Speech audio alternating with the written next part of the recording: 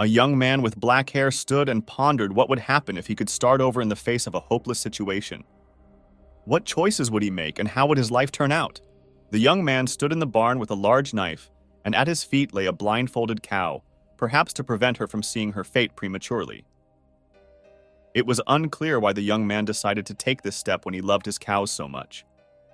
A man and an elderly woman stood watching, discussing the incomprehensible thoughts running through the boy's mind.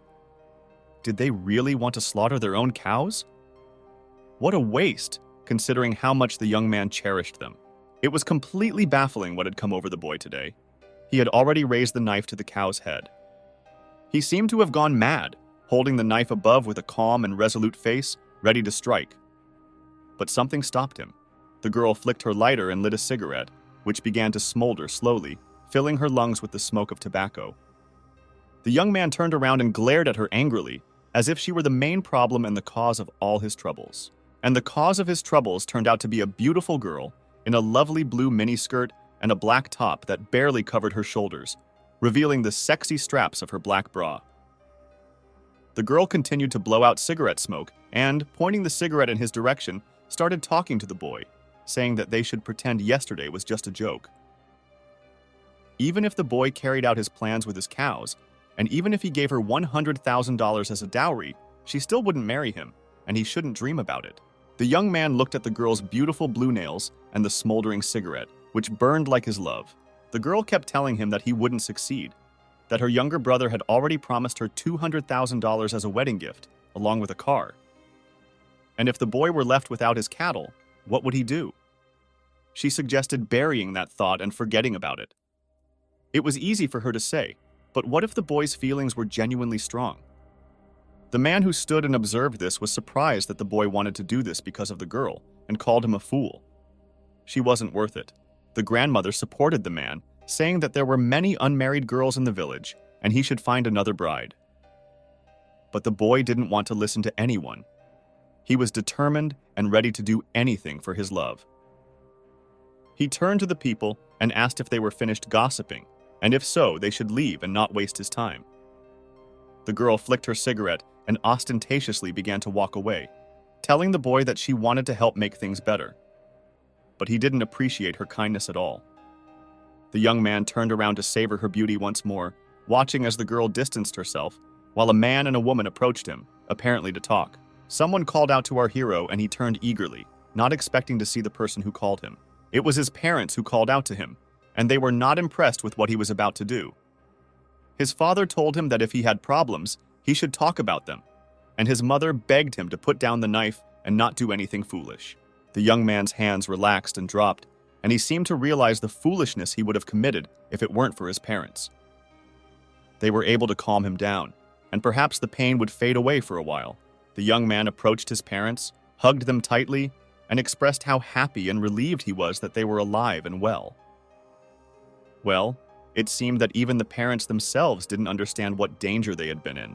A fat, bald man watched this scene with a malicious grin, asking the family if he had accidentally stumbled upon a TV show. No one paid him any attention, and the young man, with a confident face, began to assure his parents that this time he would definitely protect them from anything.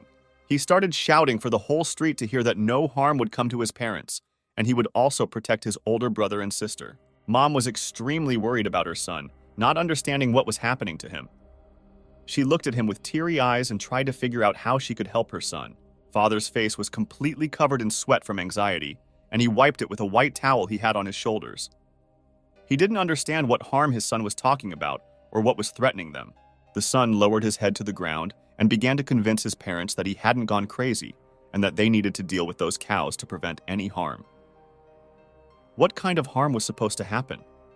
What was the reason behind his actions? He couldn't explain. He looked at his parents and asked them to trust him for once in their lives and do as he asked if they truly loved and respected him.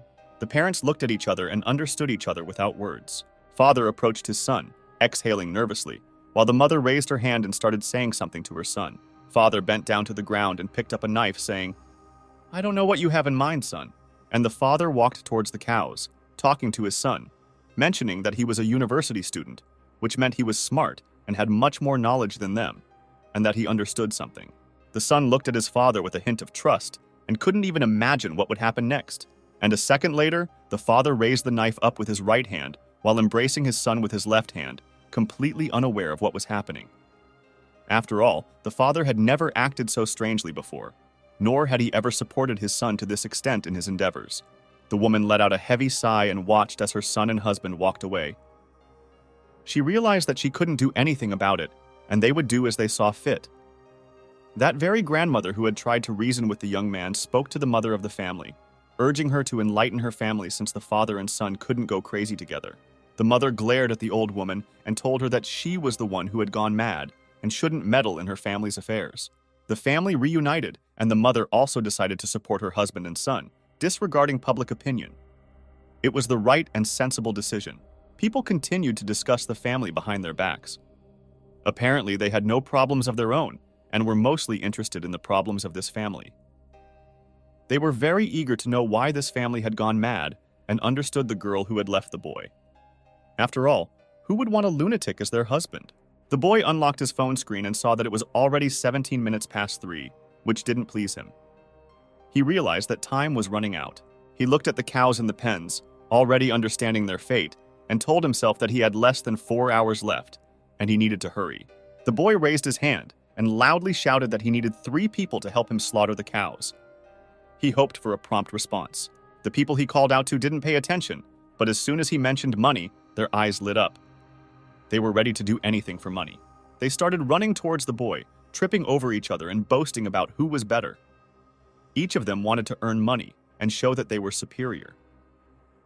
2 boys stood out in particular, one with white hair who claimed to be strong and capable, and another with dark hair who assured our hero that he was the best choice. Our hero didn't care who would help him. The main thing was to get the mission done quickly and without any trouble. He pondered for a moment and raised a finger to make his choice. He chose those very impulsive boys. They looked at each other, and a spark of rivalry ignited between them. And the chubby boy standing behind them, who hadn't drawn much attention, was also given a chance to earn some money. Nervously twirling the phone in his hand, our hero watched as his parents and the 3 boys who wanted to earn money dealt with the first cow. He felt sorry for the animal, of course, but time was ticking, and he had no other choice. He took the phone and pressed a peculiar button. His fingers trembled with excitement, causing him to barely hit the screen. It turned out that someone had called him, or he had called someone, but it was somewhat unclear. He was asked if he could sell everything for cash, to which our hero replied affirmatively, saying that it was very urgent, and if the buyer was genuinely interested, he could sell everything at half price. He mentioned that if they took everything at once, he could give them an additional discount. Apparently, he was in a dire situation since he almost begged the person to buy something from him. The car was driving through the city, raising dust in its wake. In the trunk, there was a bundle wrapped in blue fabric and tied with ropes to prevent it from falling apart. A red bag with white and blue stripes fell to the ground with a thud. He was ready. He had no choice. The young man stood there, counting the red bills, known as money, and deeply lost in thought. His parents tried to ask him something, but he didn't react at all. He was too absorbed in his own thoughts. With a very sad face, his mother told him that she had done everything as he had asked, and their family had incurred losses in tens of thousands. She didn't understand if such losses were justified. The son unzipped the bag, revealing the stack of red bills. There were too many of them. He ran his fingers through them, assuring his father and mother that the risk was justified, and they would soon understand everything. He slung the bag over his shoulder and approached the car. He asked his relatives to hurry back home and not to show themselves until he returned. He instructed them not to open the door for anyone and not to leave the premises. These were the last instructions he gave to his parents. His parents looked at him, tears welling up in their eyes. They believed in their son wholeheartedly, but they couldn't even imagine what he had planned. Their worry had no bounds. The mother remained silent, while the father told his son that he had never been wrong before and that he would succeed no matter what. The young man opened the car door and threw the bag full of money inside. His parents murmured something behind him, but they spoke very quietly, and our hero could only hear that they trusted him very much, but could only support him at the moment. The son sat behind the wheel and closed the door, ordering his parents to trust him, lock the gates, doors, and windows, and not to venture outside. He repeated this for the 10th time, but he was extremely worried about his parents, so he would repeat it 100 times if necessary. The car sped off, and on the clock, it was already 11 minutes past 5. Our hero was deeply afraid of being late. From the bridge he was driving on, he saw his city for the last time. But he was not interested in it anymore. His thoughts were consumed with where to stock up on weapons, medicine, and ammunition. How many months' worth of grain supplies did they have in the cellar? He drove the car with one hand, the other resting on the armrest. His gaze was contemplative, and he knew that true chaos would begin in 2 hours. Now, it was up to us to understand what this chaos entailed, and here is what it entails. Suddenly, all animals, including livestock, mutate for no apparent reason. They become vicious and bloodthirsty, attacking humans. Those bitten by the animals start experiencing the same symptoms as the animals. And in this madness, people will lose their sense of pain and only crave flesh. If you get bitten or scratched, infection is inevitable. As a result, over the next month, more than half of the Earth will become infected. They will be everywhere, and within a year, fewer than 1 million people will be left alive. It's hard to imagine since the Earth's population is 8 billion, and within a month, it will shrink to 1 million. Our hero remembers how, in his previous life, he panicked when faced with this situation and couldn't save his mother, brother, sister, or father. That's what it all comes down to. Our hero has arrived from the future to correct the mistakes of his past. He didn't intentionally arrive in the past, but since he has a chance to fix everything, why not give it a try? I think every person has dreamed of going back in time and correcting something. The car continued to speed through the city as our hero contemplated preventing the tragedy from happening again and saving as many people as possible. With all the money he earned from selling cows and his other belongings, he bought various items in the city. More specifically, a diesel generator and a fuel reserve. He purchased all sorts of cables, flashlights, ropes, batteries, chainsaws, axes, shovels, and other defensive tools. He also bought a large quantity of emergency medicine, painkillers, antibiotics, and gauze bandages. These were the things he took the most. Lastly, he left the most important purchase for the end. He went to a factory with huge production pipes. At this factory, he intended to buy gunpowder.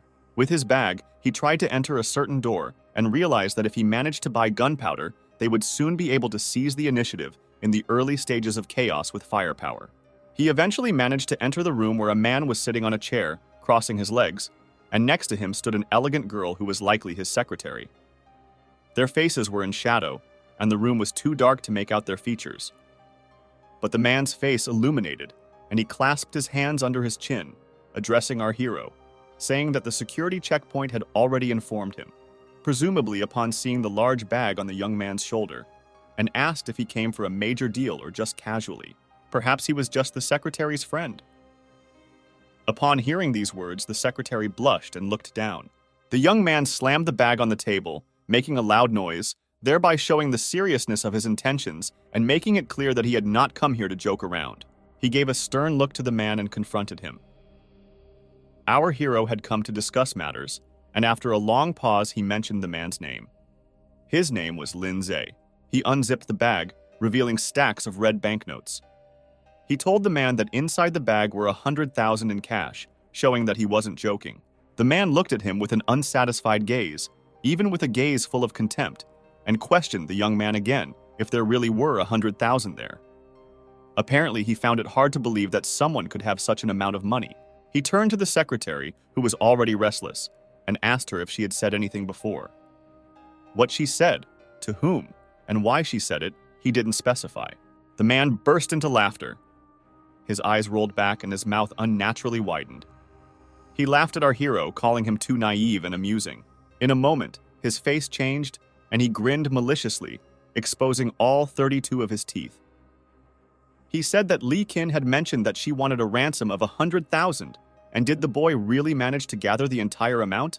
The girl called the man sir and said that everything wasn't as he understood. She stated that she had absolutely nothing to do with the young man. Well, our hero shattered all the girl's rosy dreams that she meant something to someone. After a pause, he pointed at the bag of money and told the man that he was giving him the money to buy black powder. The man clasped his hands together, forming a little house. Apparently, it was his favorite hand position. He asked the boy if he was really joking with him. The man said that they had a serious production, and he wouldn't push his product in the wrong direction. After all, it could cost him his life as well as his career. Our hero knew the sore spot he could press. He said that he didn't know about illegal trading, but he knew that in December of last year, a girl in a blue dress died at a forest factory owned by the man. And perhaps she could shed some light on what was going on. The man understood that the boy knew a lot and that he had two options. Either do as he requested or quietly eliminate him. The young man handed over the money and said he would buy the gunpowder. After all, they both had their cards up their sleeves, and it was best not to create a commotion. The man looked at the boy and realized he had no choice. He called for his secretary and asked her if he remembered correctly that they hadn't yet approved the quarterly report. The girl stood there, not understanding what was happening. An economic crime was taking place. The man mentioned that the weather promised to be humid, and who knows what could happen with the gunpowder. He wanted to write off the gunpowder and give it to the boy. That's what he ordered the secretary to do. The girl had no right to refuse and agreed to carry out her boss's orders. Fear filled her mind, the fear that now illegal gunpowder trading was tied to her. Our hero stood confidently, not even turning to look at his beloved as she exited the office. Apparently, she was the least of his worries at the moment. The boy looked at the man and said that Uncle Lee had taken good care of his family and that they were very grateful. The boy said that if anyone was in trouble now, he would definitely help them and made a promise. The girl watched the unfolding events with a sad gaze and couldn't leave the office. I didn't understand her behavior at all, but every woman has her own quirks. Our hero reached out towards the man, who was ready to sell him the gunpowder, seemingly expecting a firm handshake as they bid farewell. But from the man sitting on the chair, with his legs crossed, there was absolutely no response. He had no intention of showing respect to the foolish boy. He simply sat there, lost in thought about something interesting. His eyes glowed with a devilish red color, and his wide smile revealed his devilish grin. He had something in mind, but we would soon find out what it was. There was a very strong wind and the trees swayed, risking breaking. Our hero's car pulled up to the door of a house, and its trunk was full of various things. The hero stepped out of the car, closing the door, realizing that he had arrived just in time. There was half an hour left until the end began, and for now, it was quiet. He slammed the door loudly and started calling for his parents, hoping that they were okay. At first, there was no reaction, but then shouts could be heard from behind the gate. Someone shouted that they were coming to our hero. The gates opened and a young boy peeked out. His expression was not very pleased, and he asked our hero what was wrong with him today. As it turned out, these two boys were brothers. Our hero was delighted to see his older brother, but the older brother was very unhappy that the younger one had sold all their livestock without consulting him. Our hero had no intention of justifying himself to anyone, and his brother was no exception. The boy went to the car, saying that he would explain everything later. He asked where their younger sister was because he missed her so much. To which the older brother replied that the sister had not yet returned. Our hero's breath stopped for a second.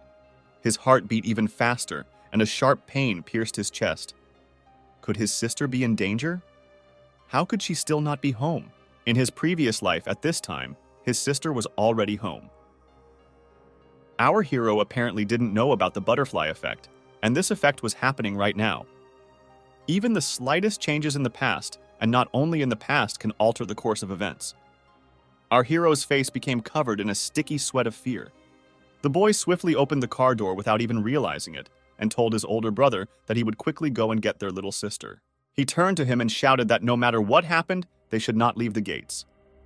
He said he would fetch their sister and come back. The brother tried to stop him from the open gates, but the car had already rushed forward, leaving behind only plumes of smoke mixed with dust. The older brother, looking at those brown clouds, managed to say only that his brother should return soon and unharmed. The car sped at a tremendous speed across the bridge, illuminated by a beautiful sunset. Our hero held onto the steering wheel tightly, trying to get the maximum out of the car because every second counted. He looked at the road, but his thoughts were elsewhere. He recalled that on the first day, it was the animals that turned into zombies. There were few mutated humans, and the school was located in a city where the danger was much higher than in the village. If his sister was still at school, irreversible things could happen. Our hero promised himself that this time he would not let any of his loved ones die. He was so lost in his thoughts that he didn't even notice a dog or perhaps a wolf suddenly darting across the road in front of his car. Braking at the very last moment, he still couldn't avoid the collision, and the animal was thrown away from the car. All that remained was a bloody fountain in the air. Our hero hit his head hard on the steering wheel. There would probably be a bump at the point of impact. The car left behind a very long skid mark, and the animal's body was scattered all over the road. Our hero touched the sore spot on his arm and tried to understand what had happened, but then his gaze caught something terrifying. He looked in horror at what was happening on the road. The creature he hit didn't die, but, on the contrary, gained a new life. It was a zombie dog. Everything started much earlier than last time, and our hero realized that he had less and less time, maybe no time left at all. The events take us to the school, where we are about to hear what happened there an hour ago. 3 students sitting at their desks were discussing our hero and couldn't understand how he could do such a thing. How could he sell all the family's livestock for a girl? To the children it seemed very foolish, but they didn't yet understand why he did it and what danger awaited them. The girl raised her phone, saying that it was the #1 news in the whole district. The girl turned back to the girl who was sitting and diligently writing in her notebook. This girl was our hero's sister, who was being severely bullied for what her brother had done. So, the girl who turned to her asked if she was ashamed of her brother. Our hero's sister was a smart girl and understood that there was no point in responding to provocative questions. She simply continued silently writing in her notebook, but her classmates wouldn't calm down. The girl said that the girl for whom the livestock was sold now works at a fireworks factory, and her brother has completely lost his mind, as well as their whole family. Our hero's younger sister, tired of hearing this nonsense, stood up from her desk and was probably ready to leave the classroom. Her classmates continued to taunt her. That same girl showed her a photo of her brother on her phone and said that her parents allow him to do such things. The sister hit the hand of the bold classmate, who continued to say that their family had gone insane and knocked the phone out of her hand. The phone fell to the floor, bouncing several times before stopping and falling. The owner of the phone jumped up and took a fighting stance, apparently preparing to seek revenge for her phone. Our hero's sister headed towards the exit of the classroom, no longer wanting to listen to this nonsense. She had had enough, but that bold classmate didn't intend to let her go and asked where she was going. Someone started picking up the troublemaker girl's phone from the floor. The teacher entered the class, and our hero's sister deliberately began to speak loudly about the phone. She apologized for her carelessness and for dropping the girl's phone. She promised to return the phone to her right away. The teacher looked displeased at the situation. Our hero's country was incredibly smart if she had come up with such a plan. She drew the teacher's attention to the phone, which was prohibited in the school. The teacher said that the school rules state that phones are not allowed, and apparently, the previous confiscation of the phone didn't teach the girl anything. She went to her desk with the phone, telling the girl that she would now report this situation to her father and return the phone only to him.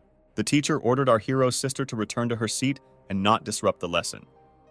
The girl was very pleased that the troublemaker had been punished. She passed by her tormentor, smugly saying that she was sorry that things turned out this way and that she didn't know the teacher would come so early. She knew everything perfectly well, and that was the essence of her plan, but she needed to rub it in the face of her tormentor. The troublemaker girl only made a dissatisfied grimace since she understood that it would be better not to do anything in her situation. Rain drummed on the school roof, trying to play some interesting melody. People opened colorful umbrellas over their heads to avoid getting their work clothes wet. However, these people didn't understand that very soon they might not need those clothes anymore. But retribution apparently came to our hero's sister, and she sat on the floor after hitting her head against the classroom wall. As it's easy to guess, the culprit of this flight was the same troublemaker girl who said that our hero's sister was very brave recently. But now she was suddenly silent. She grabbed her by the hair and tried to lift her up, intending to inflict as much pain as possible. She wanted to hear an explanation from this wimp, or even better, receive an apology. Tears welled up in our hero's sister's eyes. If only she remembered that she was supposed to be on duty with her today, then she wouldn't have done that to her phone. The girl took out a utility knife and extended the blade, probably to scare her, or maybe she really had evil intentions. With one hand, she grabbed our hero's sister by the head, and with the other, she started bringing the knife close, saying that if she remained silent, she would open her mouth herself. Our hero's car raced down the wet street, and he hoped to make it on time. The school was very close, and he kept glancing at the time on the dashboard of his car to always be aware of what was happening. At one moment, behind the wet windshield, he saw something that made him horrified and stunned.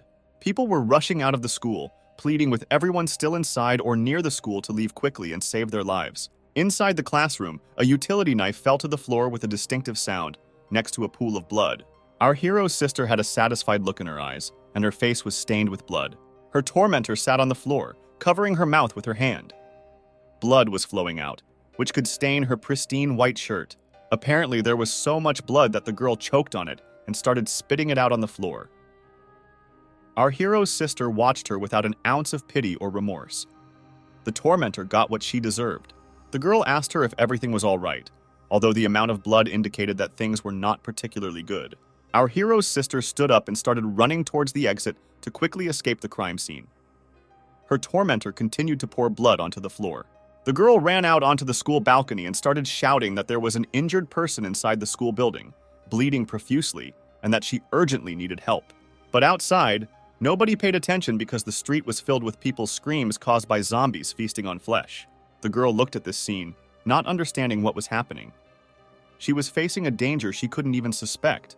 If she had turned around, she would have seen a student who had been infected and was eagerly staring at her, seemingly anticipating the taste of her flesh. The zombie lunged at the girl. Just a while ago, it was an ordinary student, but now it was a merciless zombie with demonic red eyes and green skin. It stuck out its tongue towards the girl, ready to include her in its ranks. The girl sat on the floor, and the zombie flew over her, apparently not expecting such a move. She covered her ears with her hands, hoping it would help, and the zombie would leave her alone.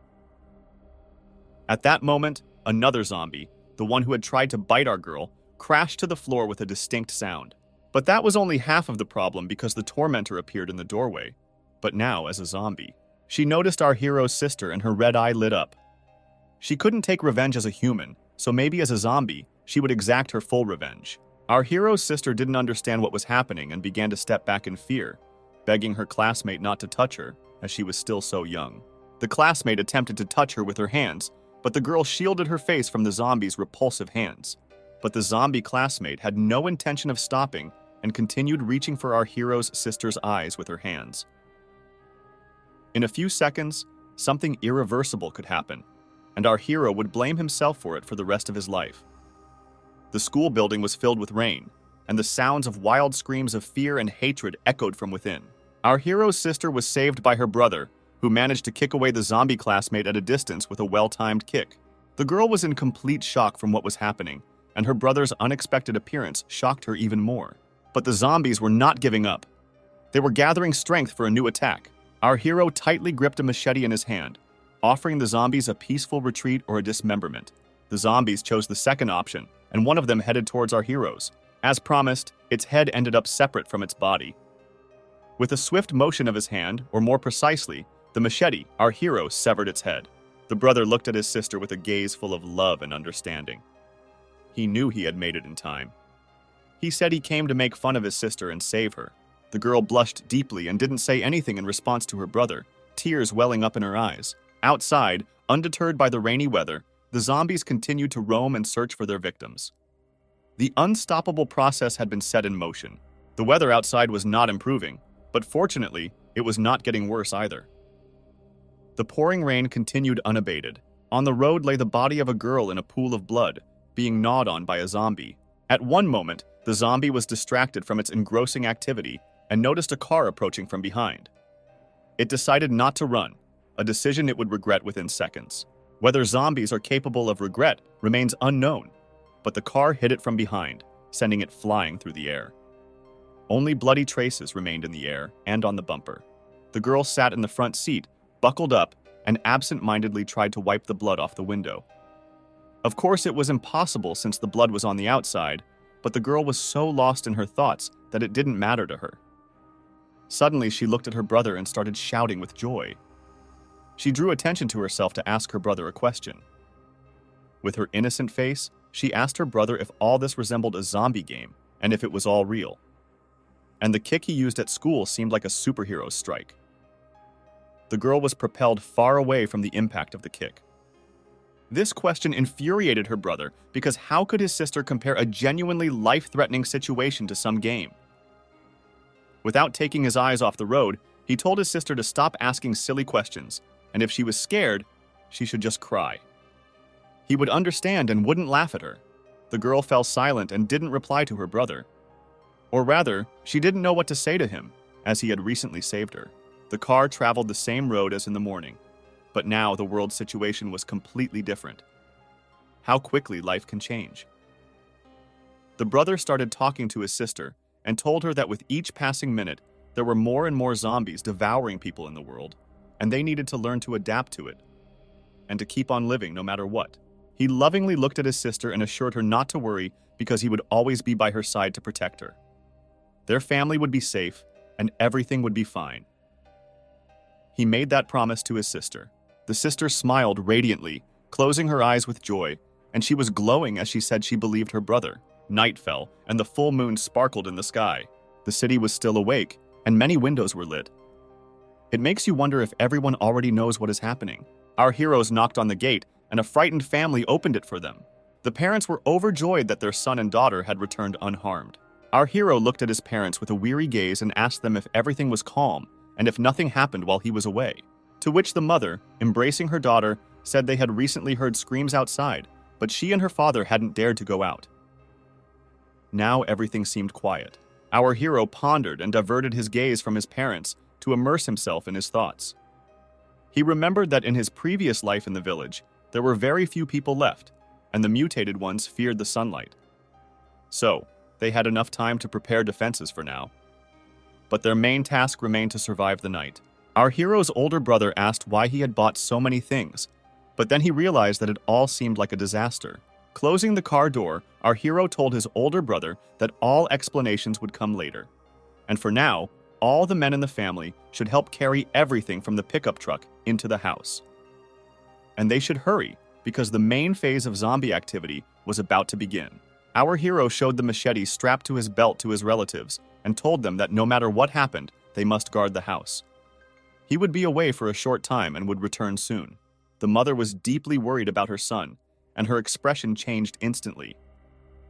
She didn't want to let him go, but her daughter insisted that the mother shouldn't interfere because they needed to listen to their brother since he was able to foresee this catastrophe.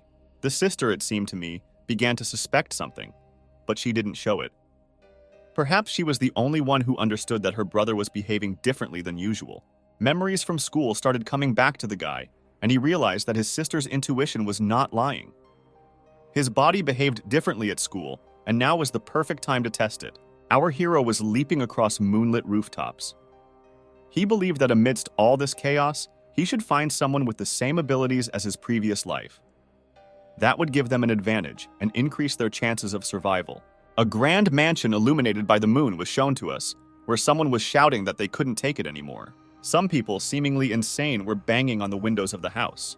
Behind those windows stood a beautiful, long-haired girl, trying to hold back the onslaught of these people. She screamed that they needed to hurry, and she knew they were worried about their loved ones. But the zombies were about to break through. The girl was right, and a glass shattered near her face, revealing an inhuman hand emerging from the hole. Two men armed with wooden clubs stood there, waving them and saying they found weapons, warning the stranger to leave. The girl stepped away from the glass and decided to leave all these questions to the guys who were already prepared. Suddenly, fear flashed in her eyes as she looked towards the wall she had just left. The wall collapsed, and hordes of bloodthirsty zombies poured out from behind it.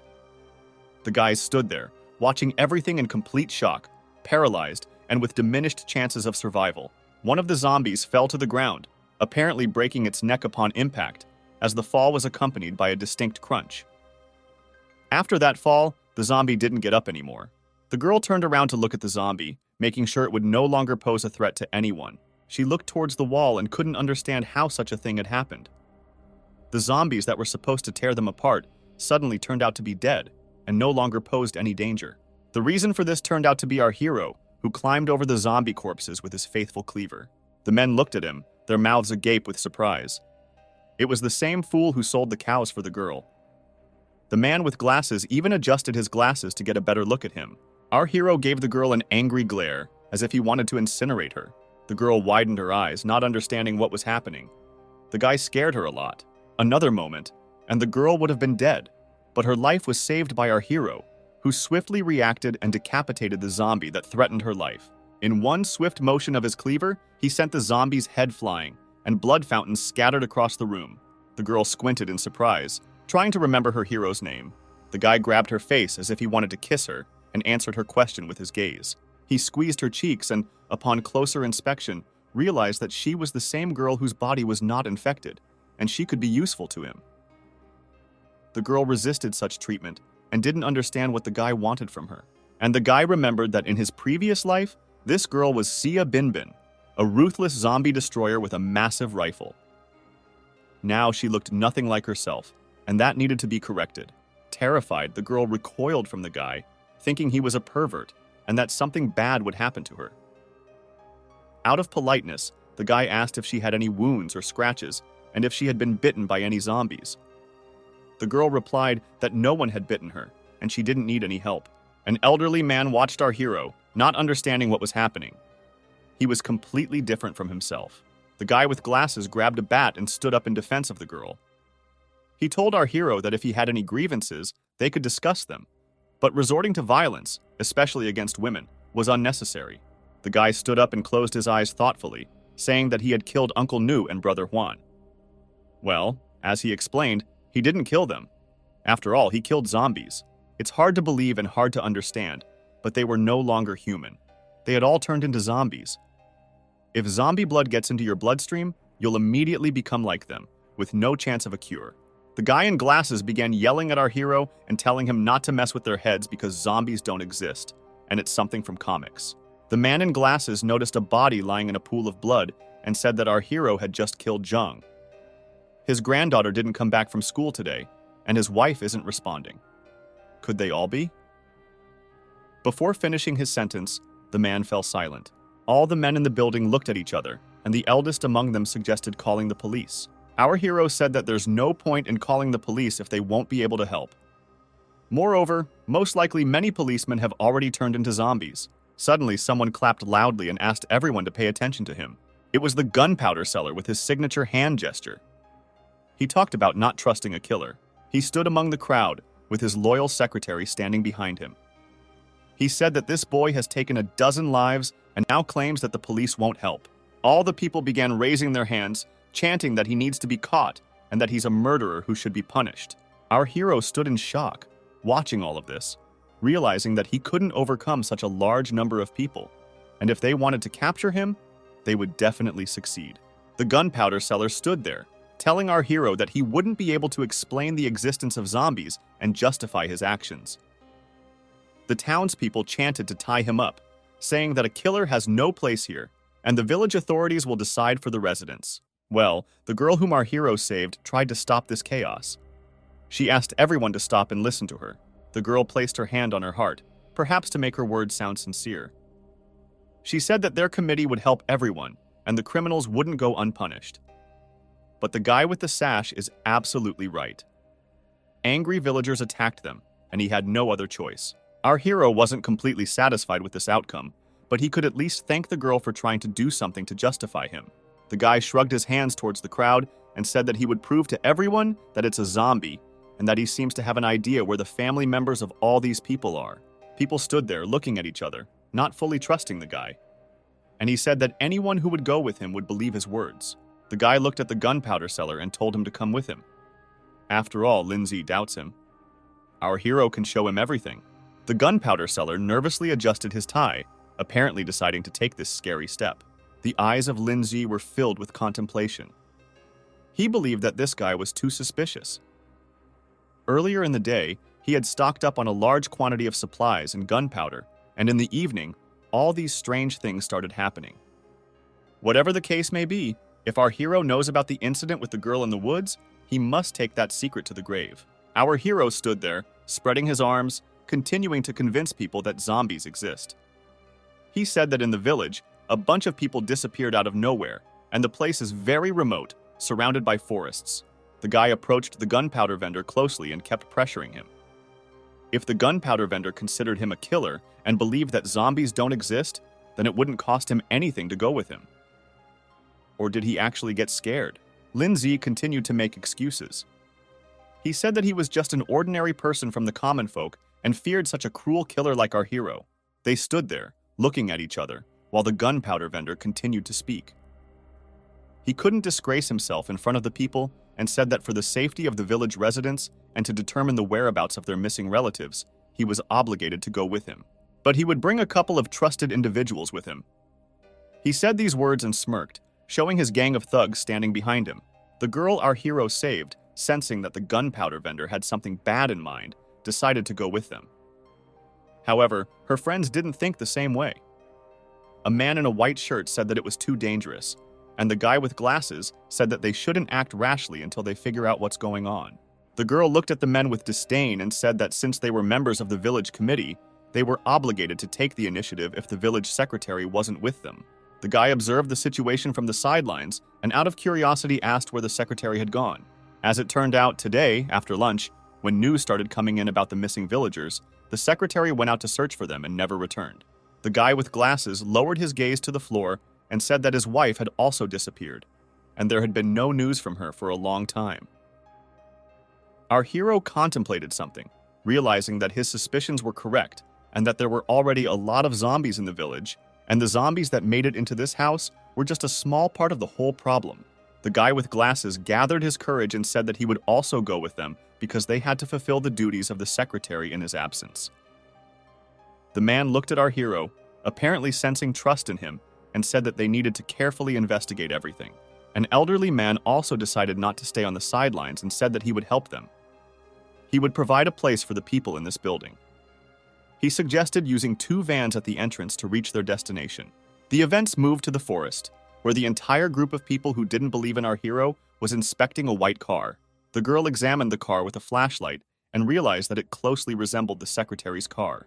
The elderly man touched the hood with his hand and, based on its temperature, understood that the engine had been turned off recently, which means that the secretary was somewhere nearby. The young man with glasses tried to call the secretary, but the phone was unreachable. Once again, our hero immersed himself in memories from the past, realizing that the previous wave of zombies started 3 days later, and they were heading in this direction. Back then, there was no opportunity to investigate the source of that horde. If the timing coincides with the past, they would be able to solve the problem of that horde now. But his main task was to gain the trust of the girl, who could greatly help him in the future. The guy told everyone that they were in the right place and that they now needed to venture deeper into the forest and be observant. The group of people started searching, combing through the entire forest in search of the secretary.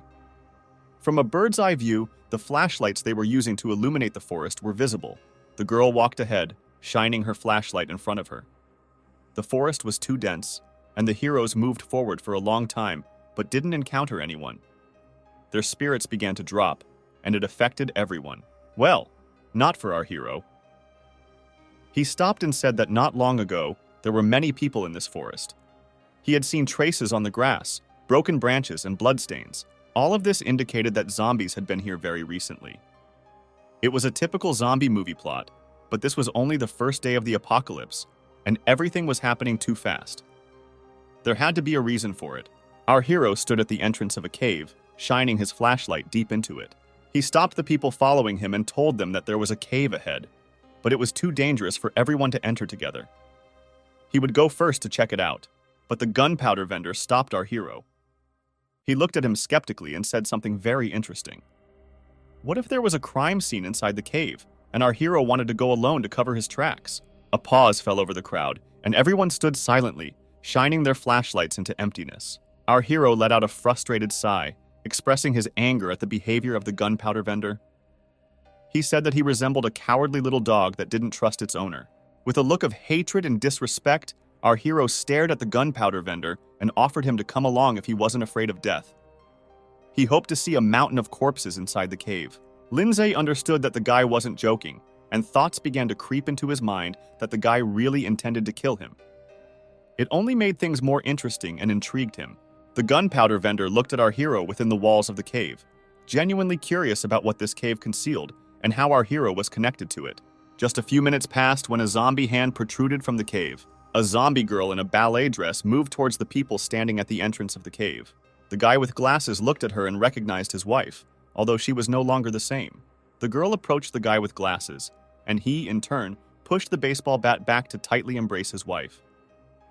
He asked her how she ended up there and told her how he had been trying to reach her for half a day and was very worried. Our hero shouted at him not to approach her, let alone touch her.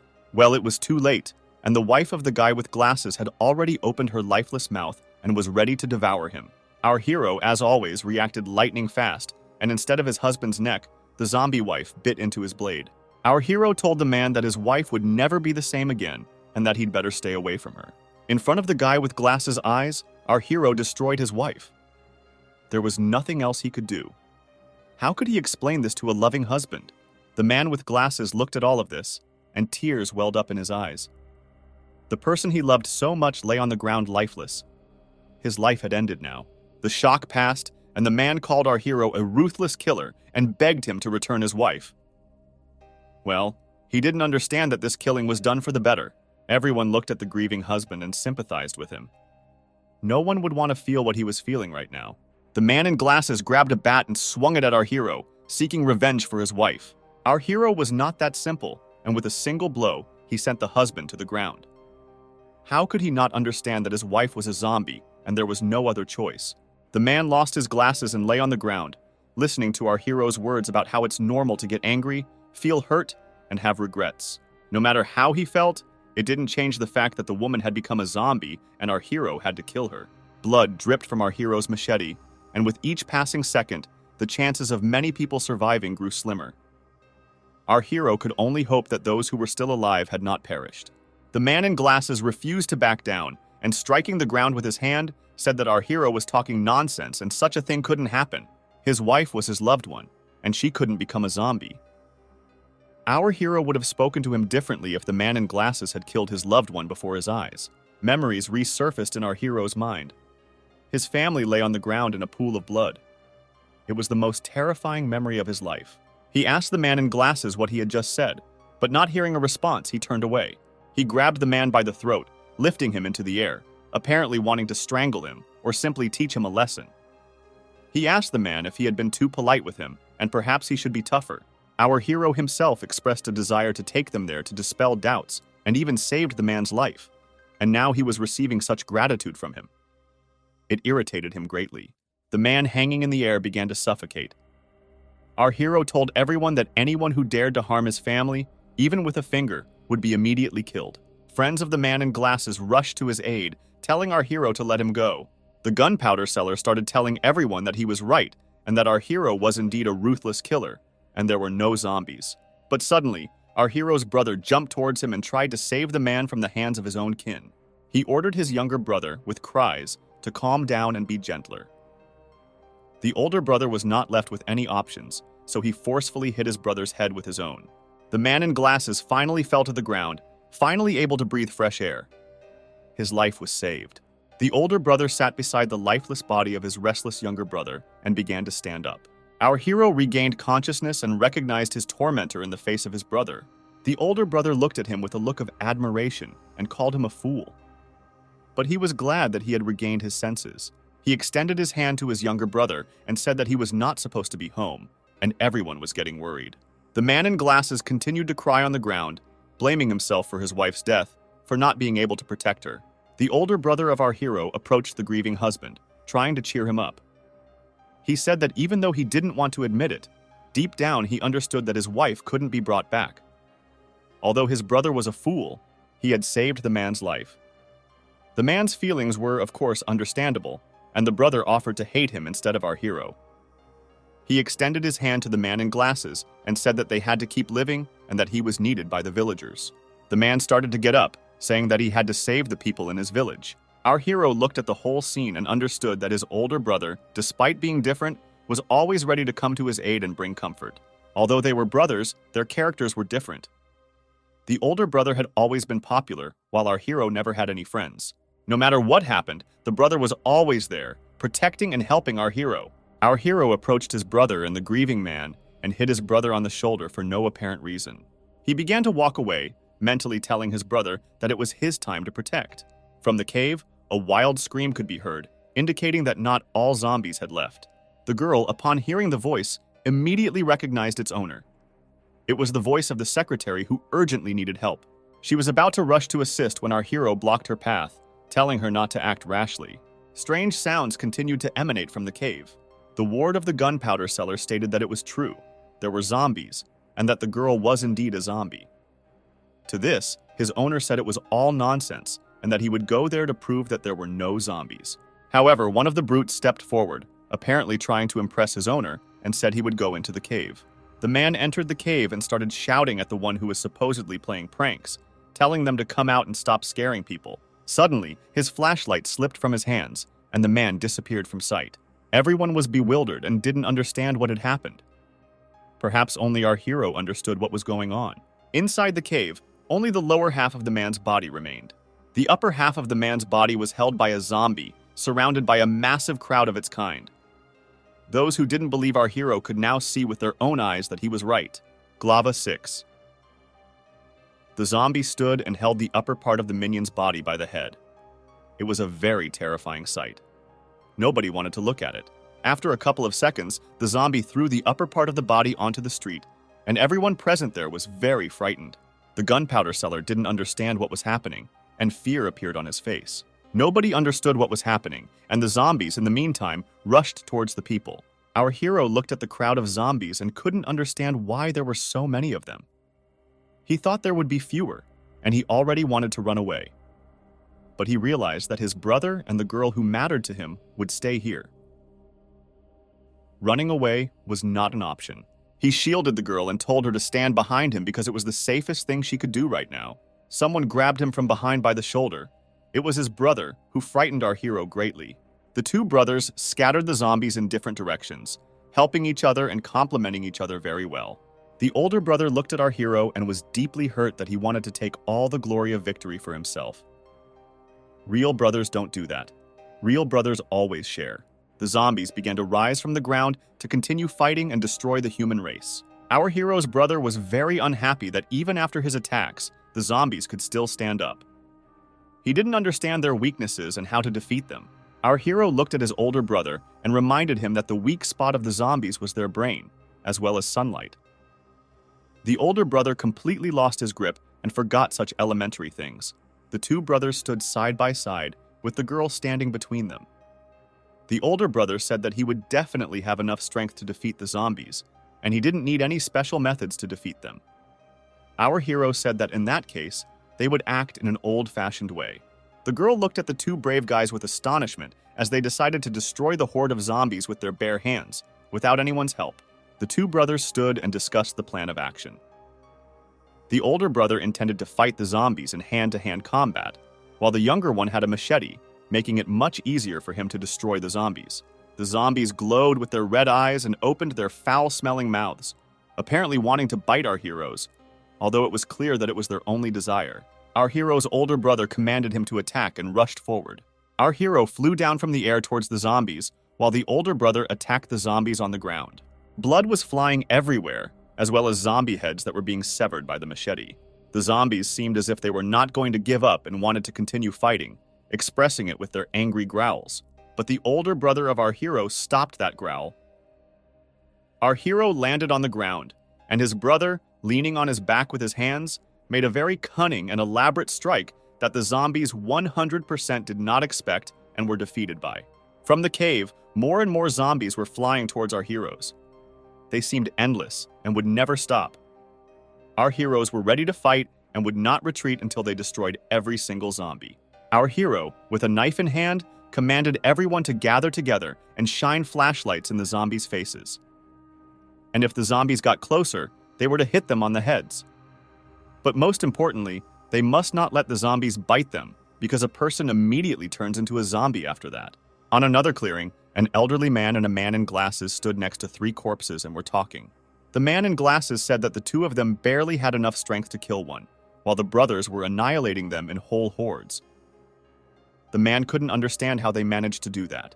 The elderly man said that these two had been studying martial arts since childhood, and even professional fighters couldn't defeat them, let alone a bunch of dead creatures. The man in glasses agreed with him and said that he never wanted to kill our hero, and now realized his mistake, wanting to apologize to him.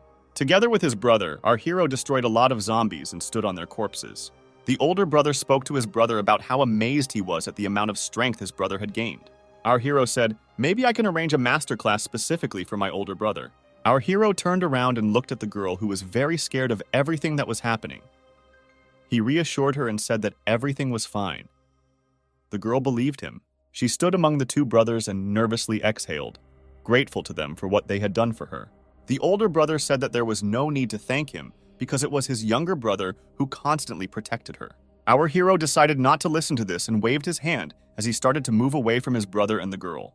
Joe says he wants to see if the others are okay and leaves. Mr. Lin's subordinates were bitten by zombies and could turn into them at any moment. The men did not want to die and called the boss for help. Before they turned into zombies, they were killed by Joe, and Lin heard their screams while hiding behind a tree. He was scared and hoped that no one would find him, but the guy found him and was surprised by his luck. Joe tells the man to keep hiding and be quiet if he wants to survive. The guy left, leaving Mr. Lin by the tree. The man was afraid to make any sound and mentally planned to take revenge on the guy. Meanwhile, the survivors examined the surroundings, and Bing Bing says that she definitely heard someone's voice.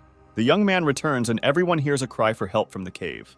The girl understands that this voice belongs to the secretary. Joe says that he will check who it is himself, and the rest should return to the cars. Suddenly, the older brother says that he will go with him to cover his back. The guy agrees with his brother, but tells the others to return. Bing Bing doesn't want to let them go into this cave alone, but Joe replies that they will only interfere with them, and the two of them will try to find the secretary. Uncle Niu agrees with the guy, and he tells Huang and Bing Bing that the village needs them. They began to return, the girl could not object, and simply looked back. The guy wanted to prevent the zombie horde that would appear in a couple of days, because he didn't want any more victims. He hoped that the girl would protect the survivors in the village. The brother asks if it is still possible to save the secretary, to which the guy replies that if he has already been bitten, then there is no way to save him. The guy says that Bing Bing came to the village as a student to become a village official, and she needs the help of a secretary. Suddenly, Joe tells his brother to stop. In front of them lay the dried corpse of a man. Joe immediately realizes that something is wrong because, unlike other zombies, this one has become a mummy. Suddenly, Derek shines his flashlight into the distance and finds the secretary. The light from the flashlight fell on the back of a man who was calling for help. The man was overjoyed and started shouting that everything was okay and they would save him. Saying, "I'm so hungry," the man turns around and it was no longer a man, but a real monster. The guy pushes his brother away from the tentacles. He realizes that the zombie is too fast and they won't be able to escape. Then he takes out a knife and makes a split-second decision that he needs to attack. The zombie continues to call for help and shout that he is hungry. Joe dodged the tentacles and came within striking distance of the knife. He hit the zombie directly in the head, but did not have the expected effect. The knife was unable to cut through the head, and the guy is surprised at the hardness of the skin. He immediately realizes that this is a mutant zombie in front of him. This monster attacks the guy with its tentacles and he flies back. Joe rolled on the ground from such monstrous force. The zombie wanted to continue the attack, but suddenly a light illuminated him. It was Derek. He knew that bright light was effective against zombies. The guy tells his brother that they need to retreat if they want to live. Miraculously, they got out of the cave and caught their breath. Derek wonders what kind of mutant this was. Joe replies that the mutation is due to infection by animals, and in rare cases, the combination of two DNAs mutates. He adds that mutants are much stronger than ordinary zombies, and some even have unusual abilities. The guy assumes that the secretary was bitten by one of the bats that was in this cave. The young man says that such zombies are difficult to fight in the dark, but they are afraid of the light and are lucky that the moon is shining brightly today. Derek wonders how long it's been since his little brother became a zombie expert. Joe replies that the books describe exactly the same thing, and they need to take equipment to kill this creature tomorrow. Suddenly, they hear the sound of cutting air. It was bats flying out of the cave, screaming. Perhaps they were flying away from someone and were a sign of the onset of something sinister. They rose like a black cloud in the sky and covered the moonlight. Suddenly, tentacles appeared from the cave, piercing the ground with a roar. It was a mutant zombie who jumped out of the cave at high speed. He attacked Derek with fury, trying to bite. Joe tried to stop the zombie by grabbing it by the tentacle.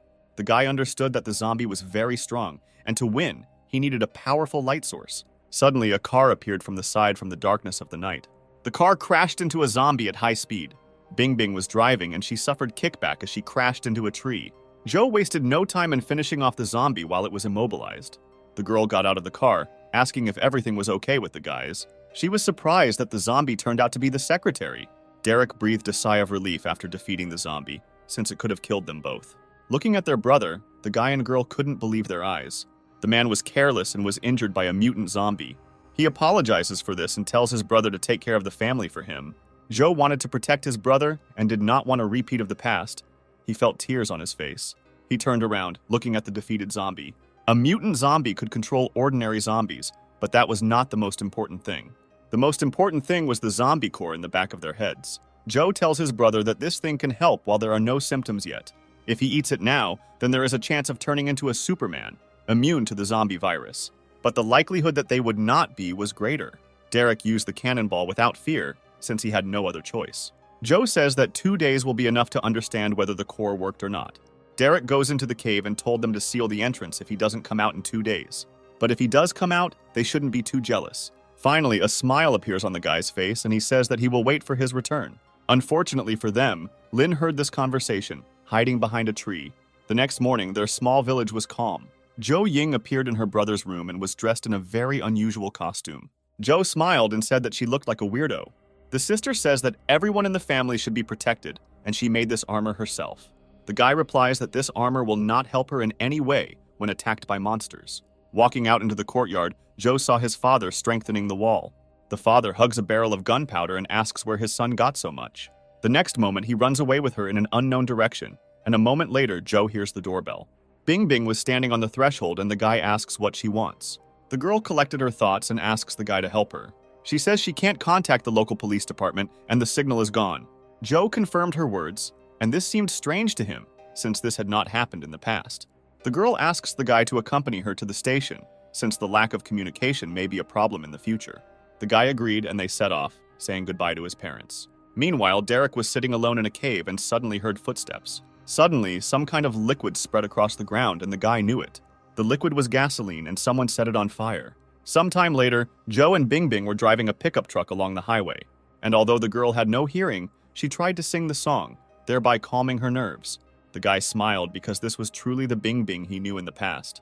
The young man understood that he could not rely only on his past experience, and a lot would also depend on Bing Bing. Gathering his thoughts, he invites the girl to move home with them. The girl is embarrassed and asks why she should live with him. Zhou understood that if he told the girl about her future superpowers, she would not believe it. So he says he needs her and he can't let her suffer. The girl blushes and looks at the guy with disbelief. But after a moment, paying attention to the road, they stop. The car could not drive further because the road was blocked. The guy doesn't remember this happening in the past. Due to the road closure, it will be difficult to bring supplies. He sighs and suggests returning to the village first. The girl agrees with him. The guy calculated that the supplies would last for some time, but the lack of signal and the blocked road gave him no rest.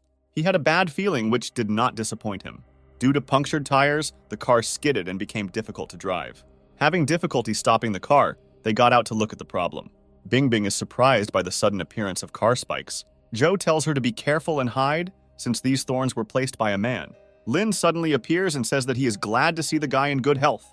The young man asks what he wants. Lin replied that he must avenge his subordinates. Zhou says that he is not to blame for their deaths, and since he wants revenge, he must cut up the zombies.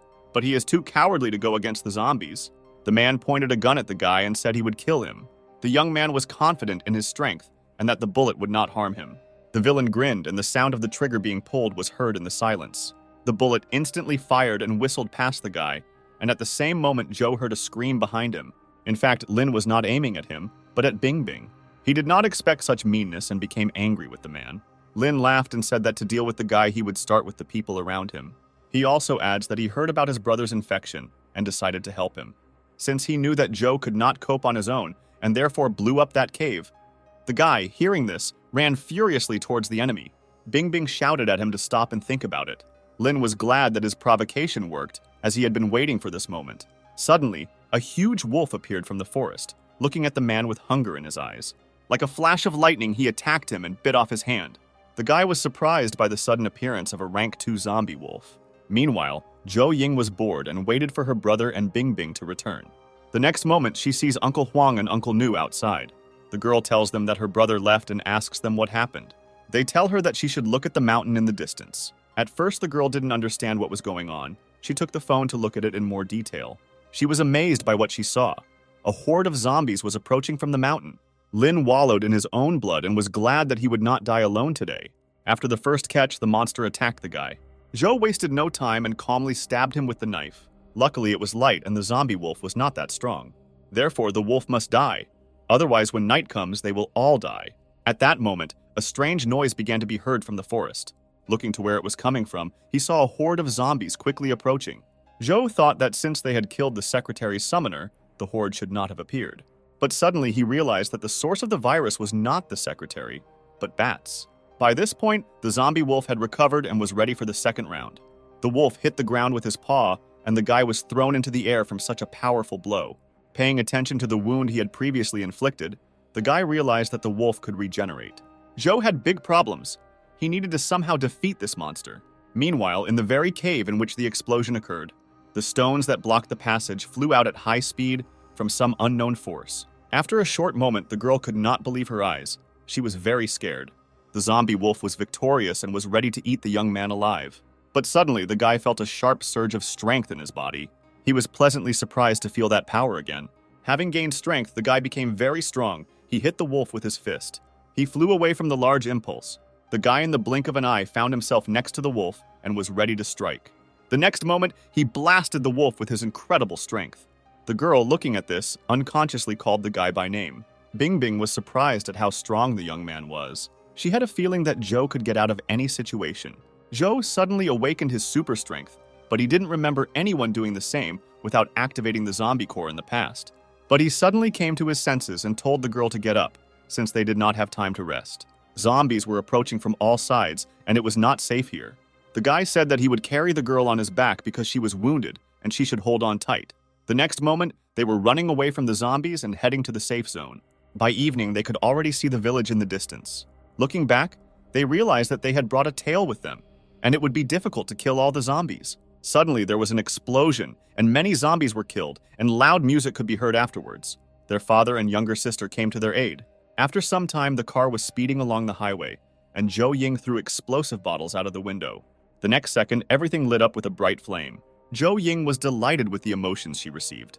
Zhou found a first aid kit and wanted to take gauze, bandages, and iodine to take care of Bing Bing.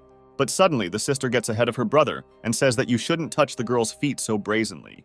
Only if they have a closer relationship, so she will take care of Bing Bing herself. The young man asks his father where he got the explosives from. The man replies that he made it himself, since in his youth he was obsessed with its creation and even worked as a specialist in mine explosions. But unfortunately, after the ore was depleted and he was fired, he never touched dynamite. They finally made it home after a grueling battle with zombies. Suddenly, they hear a loud scream from the house and realize that something is wrong. They couldn't open the door because it was locked, so Zhou simply kicked it down with force. In front of them, they saw a woman and a zombie. The situation did not seem dangerous. On the contrary, everyone was speechless at the suddenly presented picture. A woman was beating up a zombie who used to be from a neighboring village. Zhou asks his father when his mother learned to fight so well, to which the man replies that in her youth, even 5 people could not cope with her. But after they met, she became softer. After some time, the woman noticed the guests and greeted them, but they had no time to talk as more and more zombies appeared. Uncle Huang and Uncle Nu warned everyone that a huge crowd of zombies was approaching from the west. Hearing this, the guy got angry and he was ready to fight. In his previous life, his entire family suffered due to a sudden zombie attack. But now everyone is ready and will not leave these creatures even a chance to win. The guy was sure that they would definitely survive because he did not fight alone and all his relatives were nearby. The zombies were infecting more people and were going to lay siege to their home. Zhou was sure that someone was controlling these creatures. Looking up, he saw the figure of a man standing alone in the distance. This figure was none other than Lin. He was somehow able to survive. The battle dragged on, but the zombies did not decrease. They continued to attack their house. They had already used up all the explosives, and the situation was getting more complicated.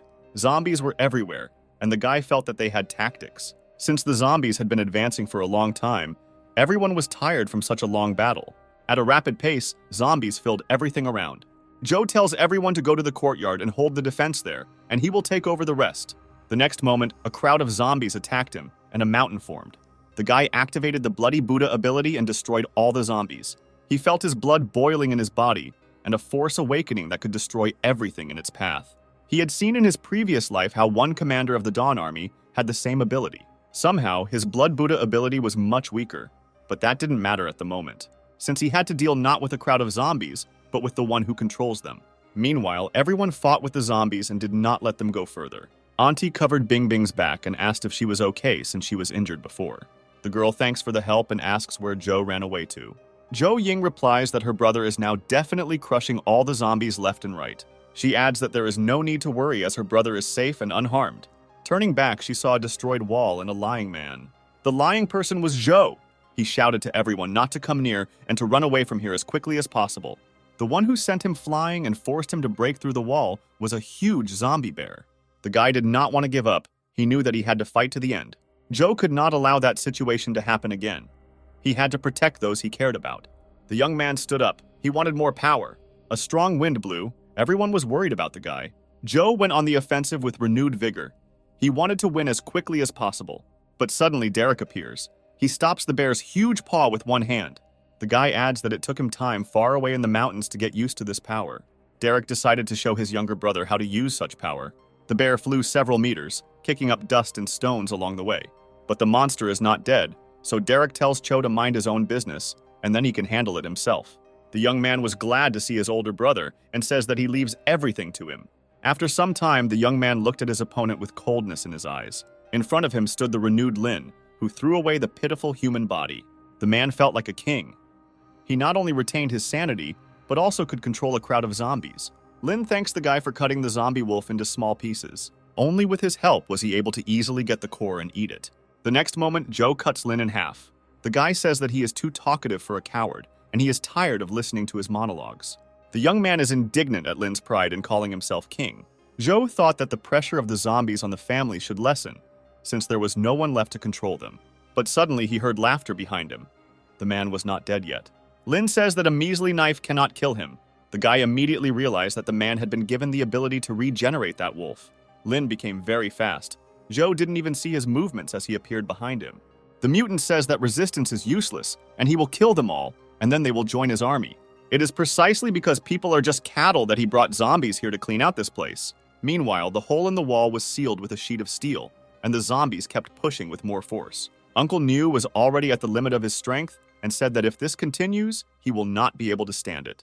Jack said to wait a little longer until his sons figured everything out. Suddenly, a huge zombie bear falls onto the temporary wall. The next moment, Derek appears and says that although the battle was difficult, now these beasts can close any gap. But Derek could not go to the aid of his brother, since there were still a lot of zombies. He believed that Zhou could handle everything. Meanwhile, Zhou's battle with the mutant was not in his favor. The difference in strength was colossal. Lin won easily and was upset by the guy's weakness. Suddenly, the guy stood up and swung a knife at the zombie.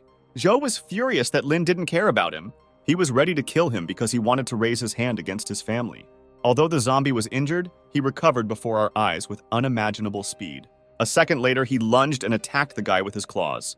The mutant zombie had not only great speed and regeneration, but also by force, which did not require proof. The guy was injured, which meant that the effect of the Bloody Buddha's ability did not work.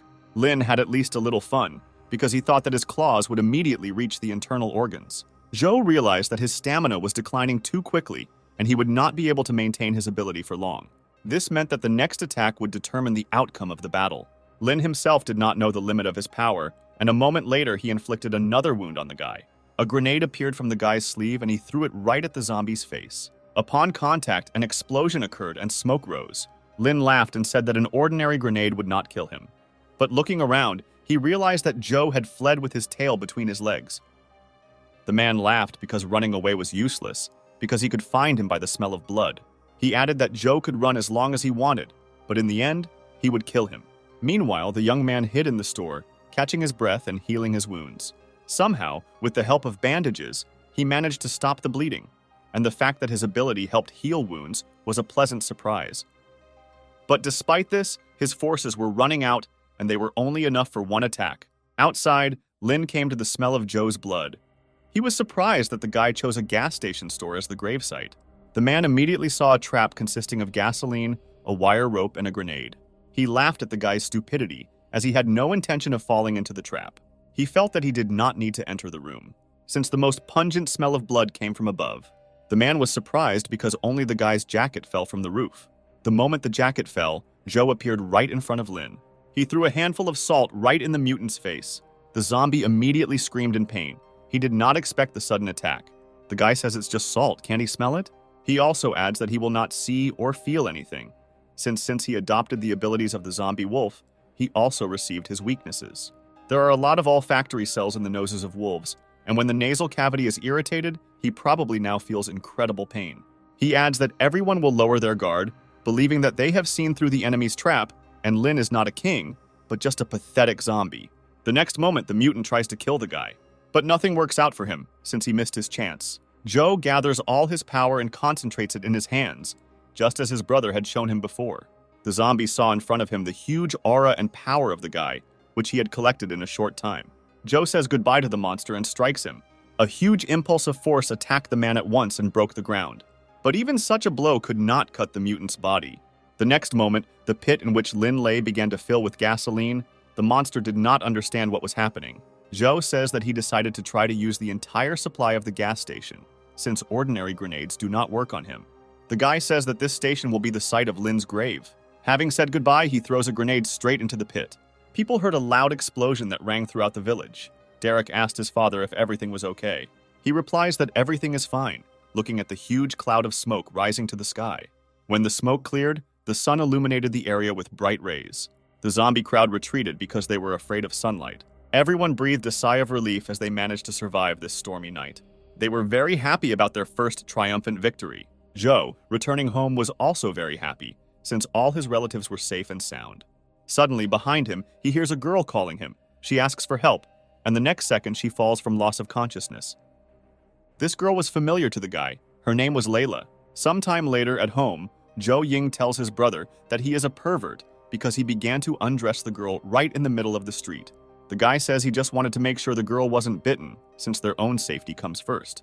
He also adds that he himself was without a t-shirt, to which his sister replies that this is certainly the answer of a pervert. He was lucky that Bing Bing didn't see it, and she was there to stop him. The guy doesn't understand what his sister is talking about. At this moment, Bing Bing comes out of the room and says that Layla's condition is normal.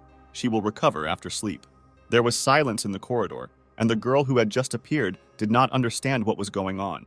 Immediately, Joe Ying comes to his senses and says that everything is fine. Joe picks up and thanks the girl for her help. Bing Bing is embarrassed and says that she didn't do anything special. A company of 3 people gathered to check if there were survivors and said goodbye.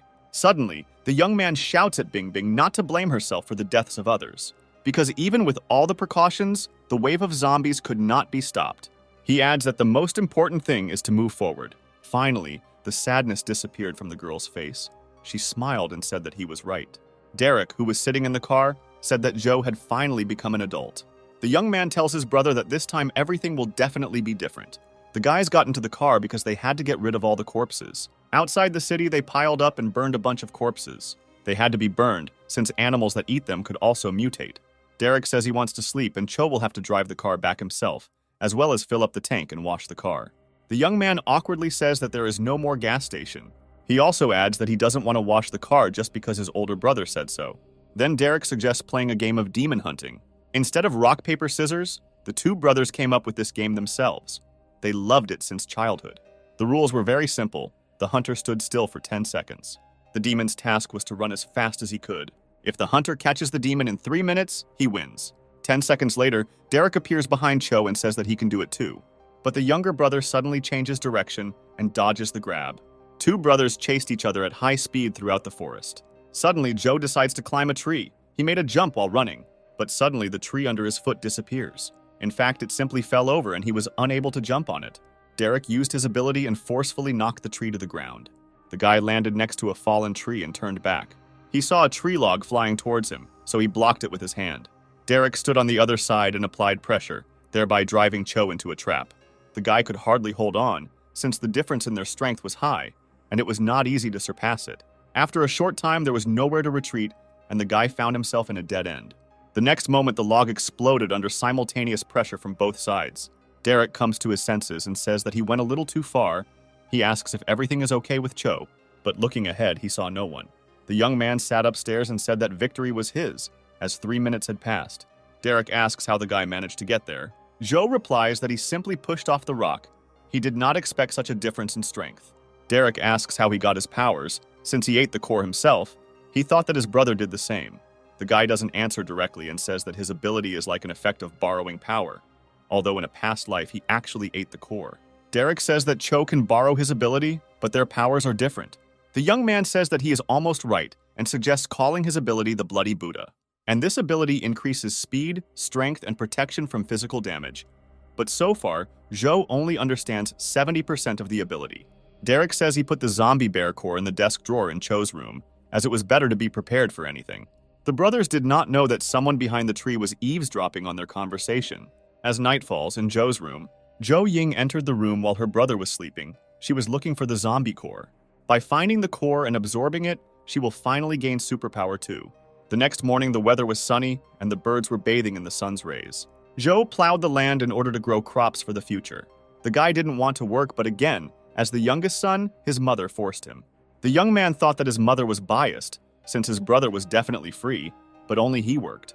In other respects, Zhou was also not ordinary, so he used his ability and began to cultivate the soil.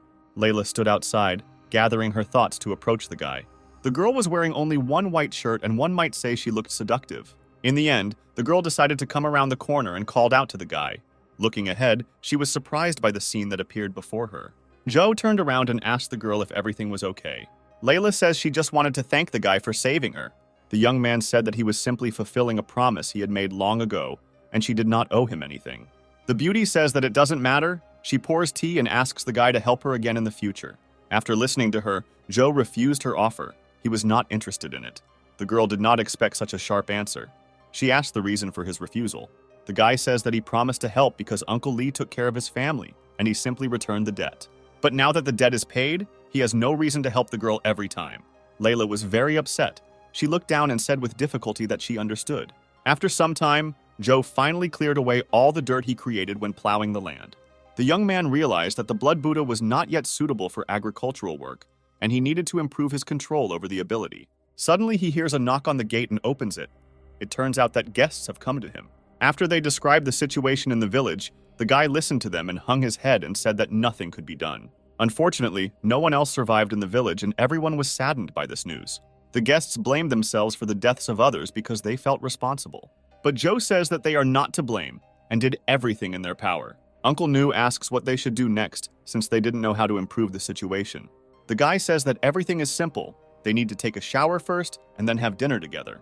Because no matter what happens, the most important thing is that they are still alive and well. After a while, Bing Bing came out of the bathroom with wet hair. The clothes that Zhou Ying gave her were not enough for her, and the girl thought that she looked strange in them. At this moment, the girl was called to dinner, as the food was already ready. The girl was a little embarrassed because she looked strange, but she thought that there was nothing wrong with it. By evening, when the sun was already setting below the horizon, throughout the entire village, only one house had a light on. Preparations for the evening meal were in full swing in the kitchen. Everyone was talking and joking. Aunt Olivia tells Bing Bing to sit next to Zhou, to which the girl happily agrees. Layla watched with envy as the girl sat down, but could not say anything against it. Zhou offered the girl a soda with a smile, and she took it. Jack raised his glass and said that now at this table are all the survivors in the village. Communication has not yet been restored, and they do not know how things are in other places. But they all must survive at any cost. They have already survived a wave of zombies. This meant that they became one big family and they had to help each other in difficult times. And also, they must not only survive but also live in prosperity and well-being. Everyone raised their soda after such a speech and decided to drink to a bright future. Suddenly, the drink falls out of Zhou Ying's hands and she falls out of her chair. Derek immediately stands up and asks how she is feeling. The girl sweated profusely, her eyes turned red, and a barely audible roar escaped her mouth. With one glance, Zhou realized that something was wrong with his little sister. The next moment, the sister suddenly stood up and attacked the guy with a scream. She grabbed his hand with her teeth, but the guy was ready for this and activated his ability in advance. Everyone was surprised by the girl's behavior and were at a loss as to what was happening. The father tells his daughter to unhook from her brother, and he will settle everything if there is any disagreement. Behind the man, Layla was very frightened by this behavior, as if she had not seen this scene for the first time. Finally, Zhou Ying's impulse began to weaken, and the girl began to come to her senses. The guy asks how she is. The girl came to her senses and stepped back. She looked at the perplexed eyes of the others. Everyone was perplexed, and the father asked his daughter what it was. She was confused and did not know what to answer. Zhou Ying was embarrassed by the large number of eyes fixed on her and asked her brother to help her. The guy suddenly stabs his sister in the stomach. She did not expect such a turn of events. Taking his sister with him, Zhou said that she had drunk too much soda and needed to clear her head. Everyone looked with slight fear and surprise. They were simply speechless. On the street, Zhou Ying burst into tears because she realized that she had just almost attacked her family. The guy scolds his sister for her rashness and says that she is very lucky that after eating the kernel, she remained alive at all. The girl apologizes and says with sadness in her voice that she also wanted to have superpower. This time, even with the experience from his past life, Zhou was truly taken by surprise by his sister. He didn't even know what would have happened if he hadn't sensed something was wrong from the very beginning. The guy sighed and put his hand on his sister's head and said that he would teach her to use the new power. To begin with, she must close her eyes and think of the force as a flow of air that filled her body. The ability was already part of her instincts. And now, having this ability, she must open the world anew. The girl opened her eyes and the guy asks what she sees in front of her. Zhou Ying said that she sees the flow of life, and it seems that she could control this flow. She extended her hand to the plant in front of her, and it began to grow right before her eyes at great speed. The girl was very surprised that she accelerated the growth of the plant. Zhou replies that apparently it is, and the sister asks if he can do the same. The man was very happy because he had only planted these potatoes during the day. But now with the girl's ability, they don't have to worry about supplies. The girl was shocked by what she heard. She did not want her ability to be used for farming. She thought she could shoot laser beams, control thunder, or turn into a supergirl. But in the end, she is just a good farmer. Her brother was amazed at her imagination. Zhao knew that by eating the core, the probability of awakening the ability was very small. And the fact that his brother and sister received it was clearly not just luck. He thought it all had something to do with his ability. Morning came, and as expected, the rooster tried to wake everyone up. But suddenly there was silence as Zhou grabbed the bird by the neck and told him not to make any noise. The guy asks where Uncle Nu got the rooster from. The man replies that they also have a chicken. He personally raised them so that later she would lay eggs. A couple of years ago, the farm was short on workers, and he received a chicken and a rooster as a reward for his help. Hearing that there was a farm in the village, the guy immediately remembered that it was not so far away.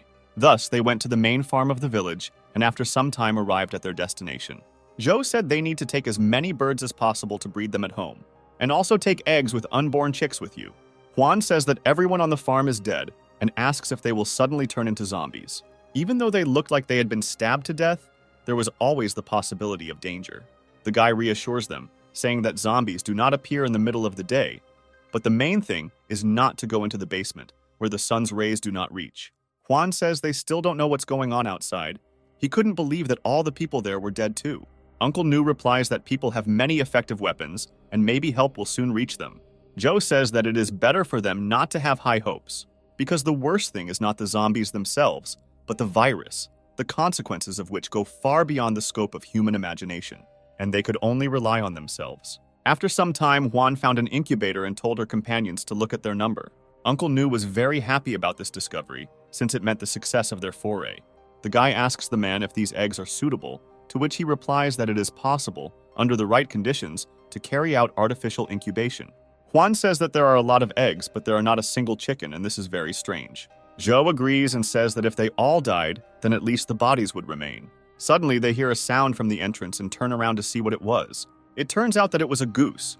It made sounds characteristic of its species. Everyone was surprised by the sudden appearance of the goose. Juan was very glad that there were surviving animals on the farm. He asked Zhou for a bag and said that he already had experience in catching birds for slaughter.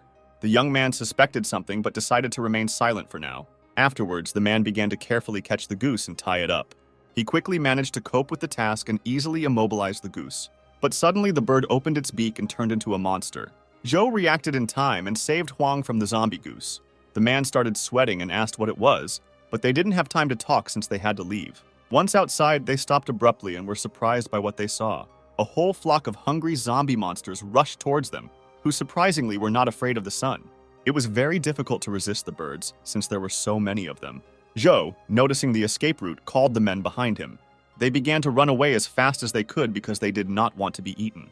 The guy understood that Huang and Uncle Nu were too slow, and at this pace they would definitely not be able to break away from the mutated geese. The men were already out of breath from running and covered in sweat. The young man urgently needed to come up with something. There was nothing to do, so the guy decided to try a new ability that his sister had previously shown him. This power was different from the one his brother possessed, and was perhaps more practical. The young man used his growth ability and vines began to emerge from all sides. They stretched out along the entire length and attacked the monsters who were constantly chasing people. The guy was glad that he managed to slow down his pursuers and said that they needed to break away. But unfortunately, the path ahead was blocked by more zombie geese. They were surrounded. They looked at the monsters' mouths and thought that they were finished. But Joe shouted at them to quickly run inside. They ran into the room and closed the door behind them, the men catching their breath. The man looked out the window and said that now they were stuck here for a long time. Even if Joe is strong enough to get out, he and Huang certainly won't be strong enough. The young man replies that it was due to his negligence that they were in danger, and he will do everything to ensure that they return unharmed. Joe thought through all the options, but was still hesitant to use the Blood Buddha's ability due to limitations. But suddenly Juan finds a computer and says that the electricity on the farm is still not turned off. The guy doesn't understand how this information will help them in this situation. The man says that since the computer turns on and you can connect to the network, then you can find a way. Suddenly, monsters start breaking into the door. The guy blocked the door and told Juan to hurry up because the door wouldn't hold up for long. The man began to quickly type on the keyboard and asked for 3 more minutes. He was very confident that he would find something that would help them. Joe understood that in 3 minutes the door would definitely break down, and it was better for him to attack first. So he activated the ability and kicked the door out. He grabbed the handle of the broken door and looked at the monsters with rage. The zombie geese knew no mercy and fear. When they saw a man, they immediately attacked him. The guy began to clear a path forward, using the door as a shield in front of him. The next moment, he used the ability and struck with all his might, destroying all the monsters in front of him. The guy sighed, since with this he secured at least a couple of minutes. But turning his attention to the remaining mass, he realized that it was moving and trying to come together. Uncle Niu asks Huang how long he will continue to fuss, since, judging by the sounds, it was not easy for Joe. He replied that there was still a little time left. He mentally asked Joe to hold out a little longer. Once the file is downloaded on your computer, everything will be over. Meanwhile, the guy was surprised by the sight of the creature that formed right in front of him. The next second, this monster rushed forward and attacked the guy. It had enormous power, and Joe's ability was not enough. The young man flew back, and from the strong push, his throat began to bleed. At that moment, Uncle Nu came out and told the guy to run away with Juan, and he would try to detain this monster. The guy got up and went to the man, who shouted at him not to hesitate, otherwise they would all die here. But the young man was adamant. He wanted to fulfill his promise that he would get them out of here at any cost. The mutant zombie began to attack the victims. Joe felt as if the energy of the growth acceleration and strength enhancement abilities were combined together. It was a strange feeling. It was as if his whole being wanted to win. The next moment, the guy hit with his fist, and the creature scattered to the sides. But immediately after that, his power dissipated. The guy was very surprised and glad that his idea worked after all. But he could not understand what this new power was. The blow was very powerful, so much so that now he could not move his hand. There was no time to recover, as more zombie geese appeared around the corner. Joe was annoyed that there was no end to them, but he was also in a dangerous situation. The danger was approaching every second, and the guy could not move, as he had used up all his strength. Suddenly, music began to play throughout the village, and the zombie goose heard it and stopped a few centimeters from Joe. The melody was familiar to the monsters, and they ran back in a hurry. Juan leaves the room and asks if everything is okay with them. Uncle Nu in response asks if he turned on these sounds. The man replies that he really did. These sounds indicated the beginning of feeding on the farm. Since all the animals remembered this melody, they immediately ran to the feeding place. Fortunately, he made it in time, but they will never come to the farm again. They were very lucky that the chicken eggs did not break. Juan asks when the man managed to take them, to which he replies that while he was busy catching the goose, he managed to grab a few. Juan asks if these eggs are mutated. Uncle Nu replied that this cannot be, since these eggs are no more than a week old, and those monsters would not have time to lay them. Joe sat in the back of his pickup truck and thought about the new power he had recently unleashed. When they arrived home, they held a general meeting. Zhou Ying asks everyone to pay attention, as she wanted to outline the further plan of action. For starters, the security group, which is responsible for patrolling and building protective structures. It included Commander-in-Chief Jack, Juan, and Derek. Then, the agriculture group is responsible for growing crops and raising livestock. It included Uncle Nu and the girl herself, since she had a very useful ability and, as a farmer, would do everything at the highest level. Next came the resource distribution group, which kept records of the expenditure of supplies and resources and also planned their use. Olivia and Layla were in charge, and last but not least is the intelligence group, the eyes and ears that search for resources and analyze the environment. In this group were Joe and Bing Bing. Thus, the meeting was over, and everyone had their role and task. After some time, the young man collected everything he needed in his bag for his foray outside. The guy took everything that could be useful: grenades, Molotov cocktails, first aid kit, weapons, since it was impossible to repeat the mistakes of the past. Suddenly, he hears someone calling him in a quiet voice. It was Layla. She quietly approached him and pressed herself against his back. The girl asked the guy to take her with him. The guy does not understand the reason for such a request. She tries to find the reason and says that she is afraid of Jo Ying, as she can turn into a zombie. The girl adds that she just wants to go with the guy. She knew every corner of the village and could be useful. Layla says that there are plenty of supplies there, and they can run away together. They will definitely be able to hold out until help arrives. The girl would rely on the guy for everything, and no one knew the place except her. Looking forward, the girl saw the guy's blood-curdling gaze in front of her. The guy was very attached to his family and did not tolerate any disrespect towards her, and the girl suggested that he leave his family. He says that if she says that again, she will fly out of their house. In addition, he reminds him that it was she who left him that time. Coming out of his room, the guy sees Bingbing standing at the entrance. The girl was a little embarrassed and asked the guy if they could move out. Joe agreed and they left. After some time, they arrived at a small lake. There was a fishery here at a very great distance from the nearest settlement. Bingbing says that because of this, there were probably few fishermen here and asks who opened this farm. Joe replies that this place belongs to that same guy, Lin, and he adds that he found this place by accident. The girl is interested in the reason for Lin's contempt for Joe. The guy replies that it all started in high school when he didn't want to obey someone just because of his family's money. And then Joe began to communicate closely with Layla, and Lin tried to show off in front of her every time in order to woo her. Bingbing says that Lin didn't like Layla because he often insulted her in public. The guy said that Lin's goal was only to take revenge on him, and Layla is free to be with whomever she wants, despite the then rumors of their marriage. Joe says that it was the adults who planned to marry them, since they communicated so closely without even asking them. The girl finally understood everything, although she did not understand how such love could lead to marriage. Suddenly, the girl felt something, but there were no signs of danger on the water. They came to a garage and there was a large storage area in the basement. However, the passage defense was very high, like in a bank. The girl asks the guy what to do next. The guy replies that they should try their luck anyway. But in fact, in a past life, he was already here, hiding from zombies. He was able to hold out for a long time on supplies. But in the past, he came when the power was already out, and the guy managed to turn on the backup power source in time to prevent the food from spoiling. This time, there was no power outage.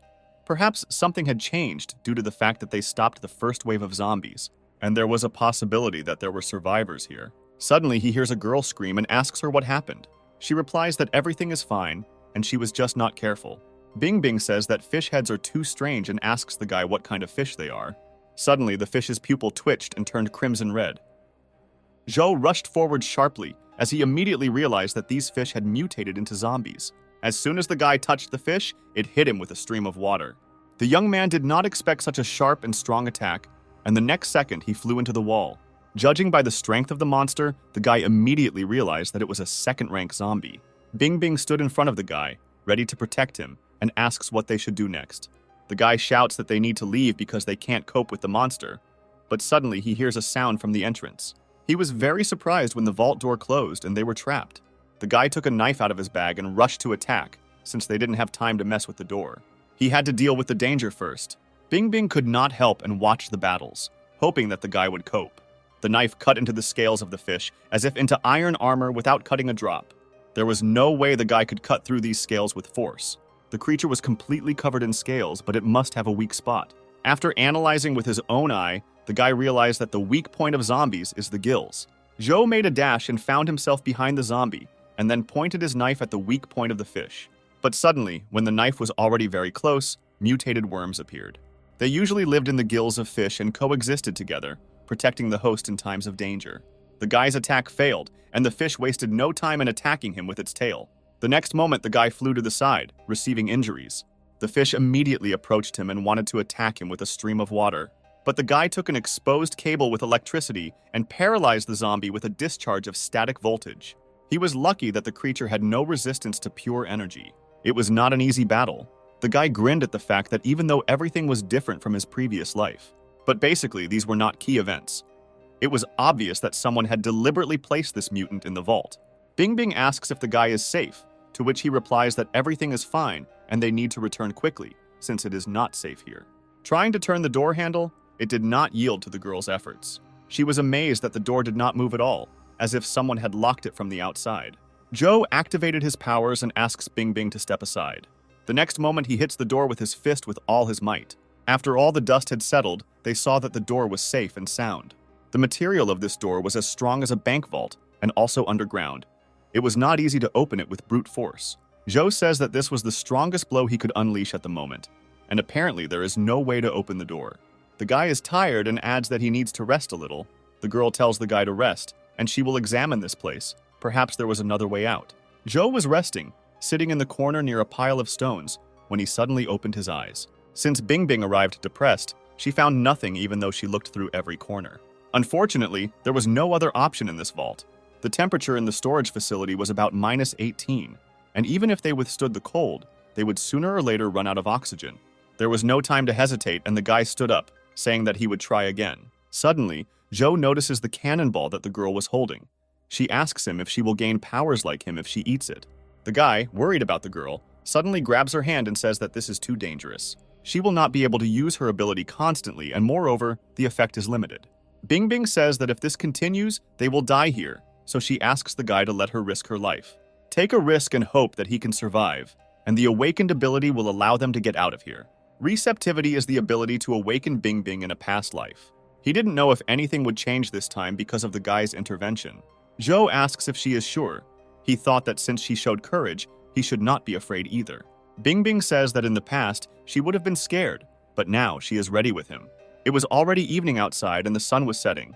Jack and Derek searched for the missing, but no one responded to their call. Suddenly, they hear a loud roar. Jack asks if the zombies should be afraid of the sun. Derek says they only appear at night, but something was clearly wrong here. The next moment, they hear Juan scream and run towards him. They didn't know that someone was listening behind the tree. In his memories, Joe saw a destroyed city. The guy was on the roof of a destroyed building in a dream. A voice from the side wakes him up and asks him to wake up quickly. Opening his eyes and looking to the right, he sees a girl with a rifle in front of him. This girl was Bing Bing. She commanded him to get up, because she had a job for him. She noticed 4 huge zombie dogs of the 4th rank and 2 tigers of the 6th rank. The guy said that because of them, a lot of zombies would gather here in about 20 minutes, and they needed to notify the others. Bing Bing says that they won't make it in time, and only if she can deal with the leader, she can gain some time. The guy does not agree and says that as a captain, there is no point in staying here. The girl says that Joe's abilities have not yet awakened, and his presence will only interfere. The guy was saddened that after eating the zombie core, his ability had not yet awakened. The guy reluctantly tells the girl that she simply must survive. The girl smiled and nodded to the guy, and the sun's rays illuminated her beautiful face. Suddenly, the guy wakes up from his sleep as the girl woke him up. Waking up, the guy notices that something is wrong with the girl and asks why she is all on fire. Bing Bing herself doesn't understand what's happening, but it was hard for her to breathe. She sweated profusely, and her whole body felt like it was on fire. The girl could no longer endure this heat. Joe asks to wait a little while he brings some ice, and he asks the girl to stop undressing. She replies that she can't and asks him not to look. The guy says that he didn't look and immediately turned away. After a while, he asks how she feels. Bing Bing says she feels much better. The next moment, she added that she saw zombies. There were a lot of them. Joe tells her not to panic, as that is her ability. The guy was convinced that he had no influence on anything, since the girl had this power in a past life. The girl says she sees a whole bunch of zombies underneath them. Joe is surprised by what he heard, as he did not know that there was something below. After searching a bit and moving the shelves aside, they found a secret passage down. There really was a staircase leading down. Having gone down, the girl asks what the smell is in this passage. The young man says that it is the smell of sulfur, and that the Lin family used fishing as a cover to illegally store gunpowder. It was not surprising that all the doors and equipment were still working. Apparently, they had spent a lot of money. Suddenly, they hear the roar of zombies who were walking aimlessly around the room. Joe says that it is too dark here, and he is counting on the girl, who is surprised by such a statement.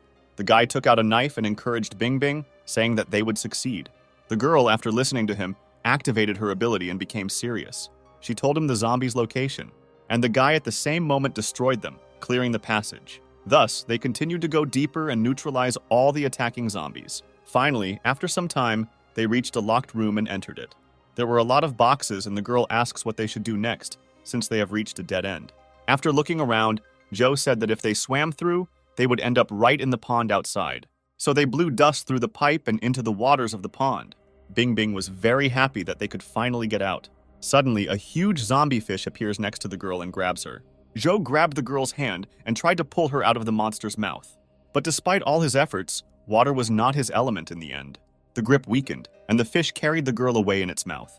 The guy watched Bing Bing lose again and couldn't let it happen again. This time he was not going to leave the girl alone. The young man activated his ability, and kelp vines began to appear from the bottom. They grabbed the fish from all sides, but the monster resisted. The girl was running out of oxygen, but she saw Joe trying to save her. The last thing she saw was the guy holding out his hand to her. After some time on the surface, the girl opens her eyes. She jumps up abruptly and screams the guy's name. The guy turned around and was glad that the girl woke up. By that time, he had just heated up the canned food, as they needed to refresh themselves and gain strength. The girl thanks the guy and asks what happened to that fish. Joe replies that she probably became food for the rest of the mutants. He adds that she was more difficult to deal with than the monster in the vault. However, most likely, those mutated fish have already spread to other places and will be encountered again in the future. Bing Bing says that during university, the guy was quiet, and she thought that he would be difficult to get along with. But since the zombie invasion, he has saved her from danger more than once. The girl was a little embarrassed and asked why he was so kind to her.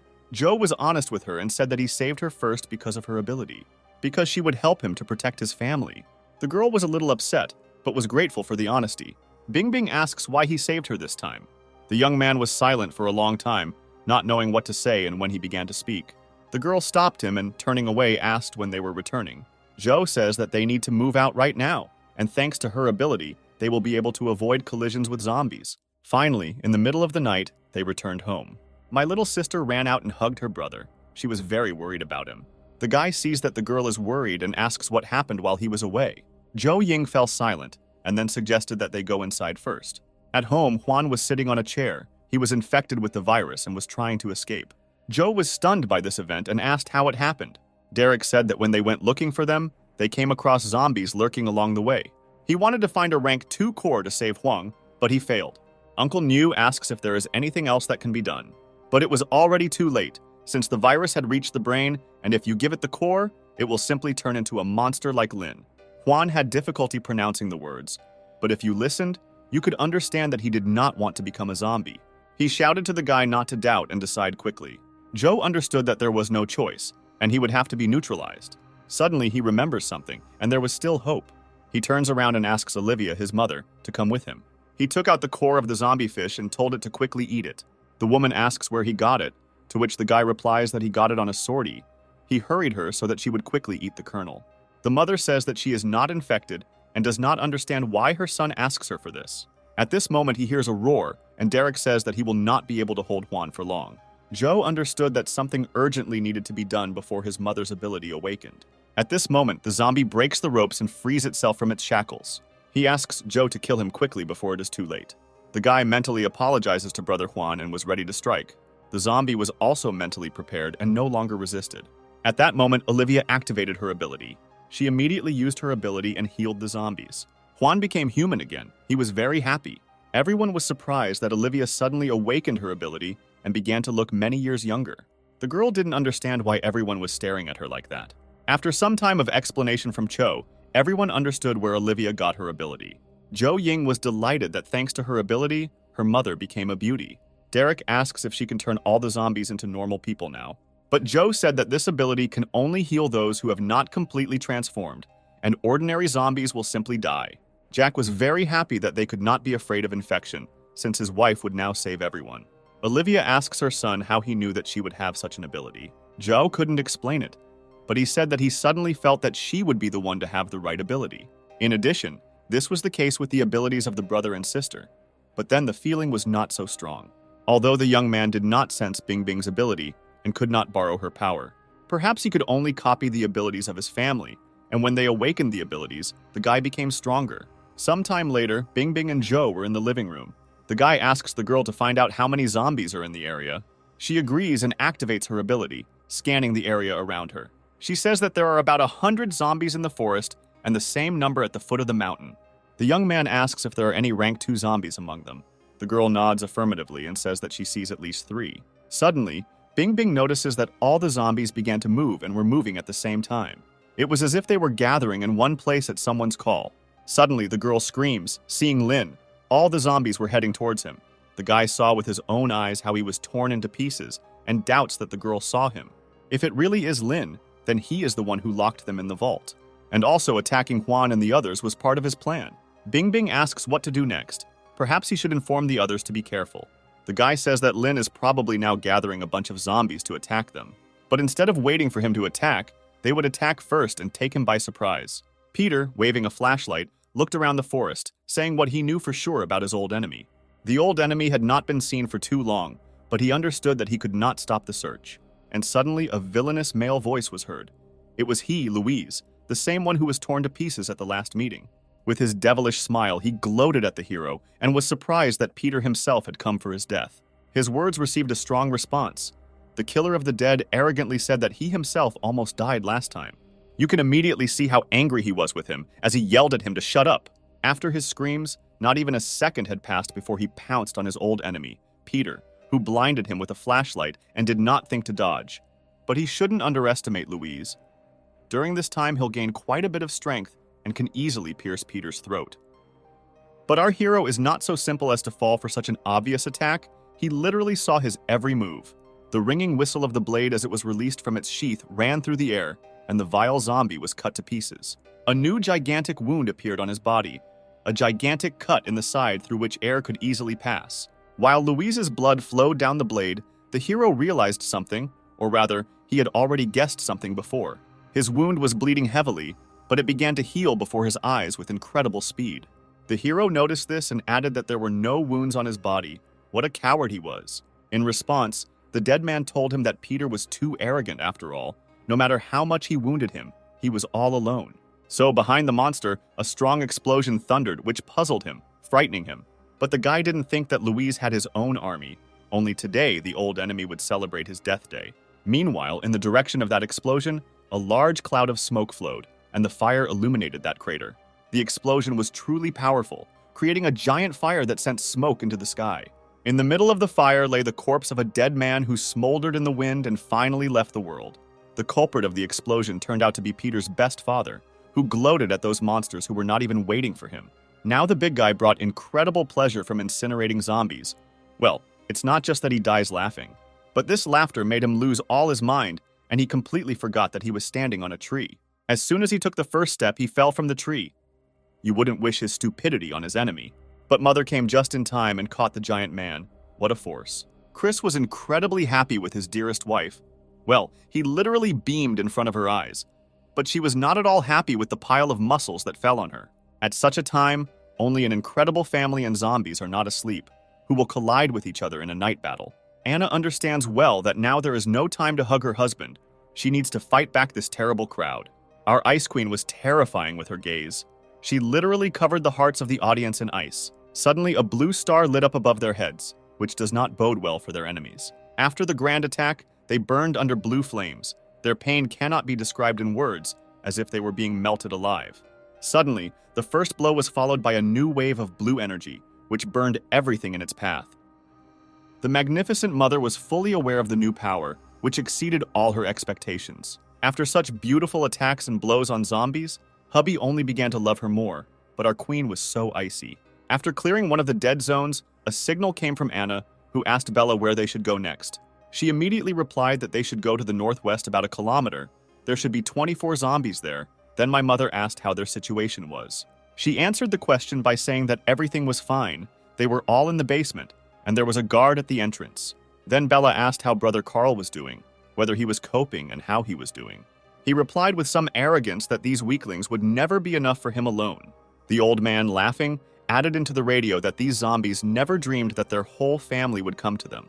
Brother said that the reason for everything is their headquarters, Bella, who perfectly informs them and makes their work coordinated. Everyone agreed with Carl in chorus, and someone even offered to make her the commander of the detachment. The heroine was flattered by all the words.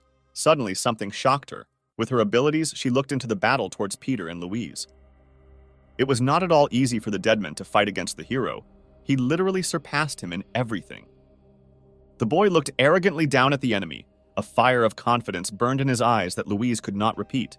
He was shocked by all this. Everything was written on his face. He could not even imagine such power from Peter. The corpse did not want to die and lose too, which is why it screamed at the top of its voice. There was not a scratch on him, and Louise was bleeding and all his attacks were repelled. Then Peter asked him if he still had a chance to win. At the tip of his finger, incredible energy flowed. As soon as he pulled the trigger, the end of the main antagonist would come. But the vile Louise didn't think so at all.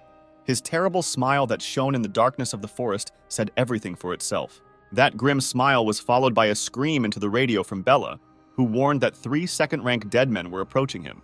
Immediately after this, 3 giant rats stood in front of him, blocking the path to Louise.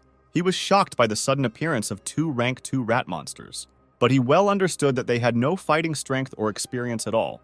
Then the hero asked the enemy if he thought that he would defeat him with a crowd of rats. Louise was up to something very bad. That villainous grin spoke of all his intentions. To all this, he received a strange answer from the monster. Louise said that these rats were not for Peter at all, but for himself. Afterwards, the rats lay down on the floor, and he asked the hero to look more carefully while he pulled them out of their bodies. And he pulled out those same crystals, 3 crystals, but it's not at all clear what they were for. It was worth asking the question of how he eats crystals in order to increase his rank at the expense of the power of those rats. At that very moment, he turned into a devil in the flesh. His gloomy smile became even more terrible. He finally achieved the 3rd degree of transformation. The night continued. The blue crescent moon covered everything around with its pale light, even the giant mountain peaks that pierced the heavens. This creature has become even more dangerous. A zombie mutant with the 3rd rank is not at all what it was before. Our hero thinks the same thing, realizing that he has a high-ranking zombie in front of him, which means he will have to hit hard. After these thoughts, he thought no more and instantly surrounded himself with blood-red energy. It only took a second to fly at full speed towards the devil. Eyes full of power and rage saw the goal of cutting down the monster of the races forever, so that it would never get back up. Only now all his pressure disappeared immediately as the monster caught his blade in mid-flight when Peter wanted to bite into his neck. The enemy did not wait for the hero until he understood what was happening before his eyes and threw him aside. This blow does not allow the boy to come to his senses, leaving him without hope of victory. Louise could already smell the smell of victory over the enemy. His gloating smile is annoying, and he thinks that Peter is only capable of this. Previously, the hero himself could not even imagine that he would meet his old enemy in such a battle, where he would again find himself in the position of a loser. But the zombie killer does not despair and immediately decided to attack the monster while he was not waiting. The monster was not hurt at all. It was even disappointed in the powers of that arrogant Peter, who pretended to be everything he could. This was a real triumph for this vile creature. He was fully aware that all of Peter's capabilities had been exhausted. After the devil grabbed his head, the hero felt incredible pressure and fear. Something had to be done. The monster decided to trample the impudent boy into the ground and shake the earth so that it buried him. But the hero is not a weakling and used his last strength to escape from the enemy. This greatly surprised him. Rat Tail. Louise didn't know where his sworn enemy might have gone, but looking for him now is like looking for a wolf in sheep's clothing in the middle of a herd. Yes, he didn't even think of despairing. With all his desire, he said that in any case, he would finish off Peter and then his family. Meanwhile, the boy climbed out of the tree through the roots of which he escaped from the monster. This power amazed him. He did not expect such power from a zombie mutant of the 3rd rank, since he could not meet anyone like him in his previous life. When he got out completely, he said that he was afraid that he wouldn't be able to cope with him, even with Mother Anna and Brother Carl, that he needed to come up with something. As soon as he thought about this, everything around him began to glow with bloody flames. He looked up with great surprise. This light did not give him any peace. The source of this terrifying light was clearly visible behind the treetops. Above his head was a full blood moon, which only recently had been a crescent. It was clear to Peter that an ordinary zombie of the 3rd rank would not be able to do such a thing. But who could it be? Then followed an explosion of blue energy, which amazes with its strength and energy. What is happening this night? The energy spread at high speed in different directions, as if there was no end to it. That blue power collided with someone. This battle makes explosions of a completely different force and scale. Something completely incomprehensible is happening in this forest, something that is not real. Moreover, in the middle of these domes of energy, 2 silhouettes of a woman and a man levitated. Were they really to blame for all this? Only no one gave Peter the opportunity to get stuck into the battle of 2 godlike monsters of power, and the devil appeared behind him. The zombie killer is trying to turn on him to do something, but now he just has to do something. And the villain was very upset because he understands that the hero completely underestimates him. After those words, the demon sent the boy into space with his rat tail so that the air began to tremble. He broke all the trees in his path. They collapsed like sticks that teenagers break over their knees. The impact was too shocking. At such a speed, Peter destroyed a large boulder that had stood there for thousands of years. As soon as he makes a few more such swings of his tail, there will be nothing left of the local landscapes. It was not easy for him. With incredible heaviness, he crawled out of the stone. He was literally imprisoned alive in the stone. Only Louise came up to the hero in a few moments, and poking his finger on his forehead, asked why he didn't use his abilities to escape. "Well, if he can't escape, then he'll die so easily," said the evil devil. Suddenly, his words were followed by an explosion from those godlike monsters who had been fighting until now. There are too many unknowns in this forest. In this case, something inexplicable happened. The guy had a feeling that time had frozen. Everything was frozen, no one could move, otherwise he would be dead. He realized that he could not move, but his abilities were completely under his control. As soon as he realized this, Peter began to gather energy at his forehead in order to reproduce a beam of incredible power.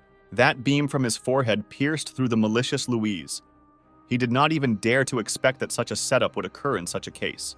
But those deities were clearly on his side. At the most inconvenient moment, they seemed to deliberately stop everything, and immediately everything dissipated. Time resumed its course as soon as the monster realized that something wrong had happened, and Peter had injured him. For him, it was a terrible pain. His eye disappeared, and it was an incredible burden for him to endure. Louise was definitely haunted by a curse that even now did not leave him alone. After this battle, the scoundrel fled into the depths of the forest. We won't see him for a long time. His strength was leaving him. His eyelids were getting heavy. His mind was becoming clouded. And at the moment, time stood still only for him. The last energy that kept him on his feet ceased to work, and he fell while Brother Carl tried to call him. The boy was very worried about Peter. He wanted to know if he could get up, if he was safe, and how he was feeling. He was not at all interested in his well-being. The hero wanted only one thing, to catch up with that monster Louise. And all because the whole world is changing. Those deities whose abilities are difficult to imagine, they are obliged to catch up with them. And again, he was plunged into the memories of one of his lives, when he was in the survivors' camp. The hero in those days turned out to be a prisoner of the people of this camp. It was not for nothing that he was tied up. Suddenly, one of the guys spoke to their boss. As it turned out, there were no more survivors in his village. Their boss looked very scary, but he could still smile and asked how many zombies there were in Peter's village. From the outside, the hero looked very shabby. Initially, he remained silent, as if he was thinking about the question. After some thought, the answer came. Complete horror was happening in their villages. There were too many dead people, 1,000 or more. The survivors of the camp were not at all surprised by his words. They considered this number to be a very trifle, and the village as just another garbage dump. Like everyone else, their boss wasn't laughing. He was wondering what ranks those zombies had. With his head down, Peter reluctantly said that there was one of the 4th rank there. His eyes shone with lights. He was very interested in his words, but still asked him to try on some chains. Turning back, he noticed something was wrong. People were tied with chains on wooden posts. It reminded him of something. Skinny people, they constantly work. They look like homeless people from landfills. Are they really slaves? The hero thought. He was fully aware of the fate that awaited him if he remained here and decided to flee from here immediately. Only the trouble is, a wall of fire appeared in front of our hero, burning sinners in hell. Is it really because of his attempt to escape that he is already in the next world? Yes, the terrifying godlike man got angry with the guy, all just because he wanted to escape. The zombie killer was horrified. He had never seen such power and abilities before. His eyes said everything for themselves. But only the boss's gaze was much more terrible. He called himself and others like them superhumans chosen by the gods. They are here for ordinary people to be their slaves. Finally, Peter got out of the terrible memories, during which time he arrived at a place where there was a strange glow that night. He was simply sure that it was all somehow connected with those with abilities. Brother Peter doesn't remember much about those who gained special skills, but those who reached the high stages were still those scum. The hero wanted with all his might to understand what was happening here and noticed a mysterious crater, in the middle of which there was something shining. From the middle flowed a large stream of energy that appeared out of nowhere. Looking down, he was very interested in the picture that was happening in the crater. Clearly, this forest was not an ordinary one. He thought that it was the fault of this crystal that caused the crater to appear. It was emitting too much energy. When the hero fully examined the crystal, he was plunged into horror. A drop of fear ran down his cheek, and everything around was covered in darkness. He is consumed by a strange desire to devour this thing. It attracted him too much. He did not understand anything.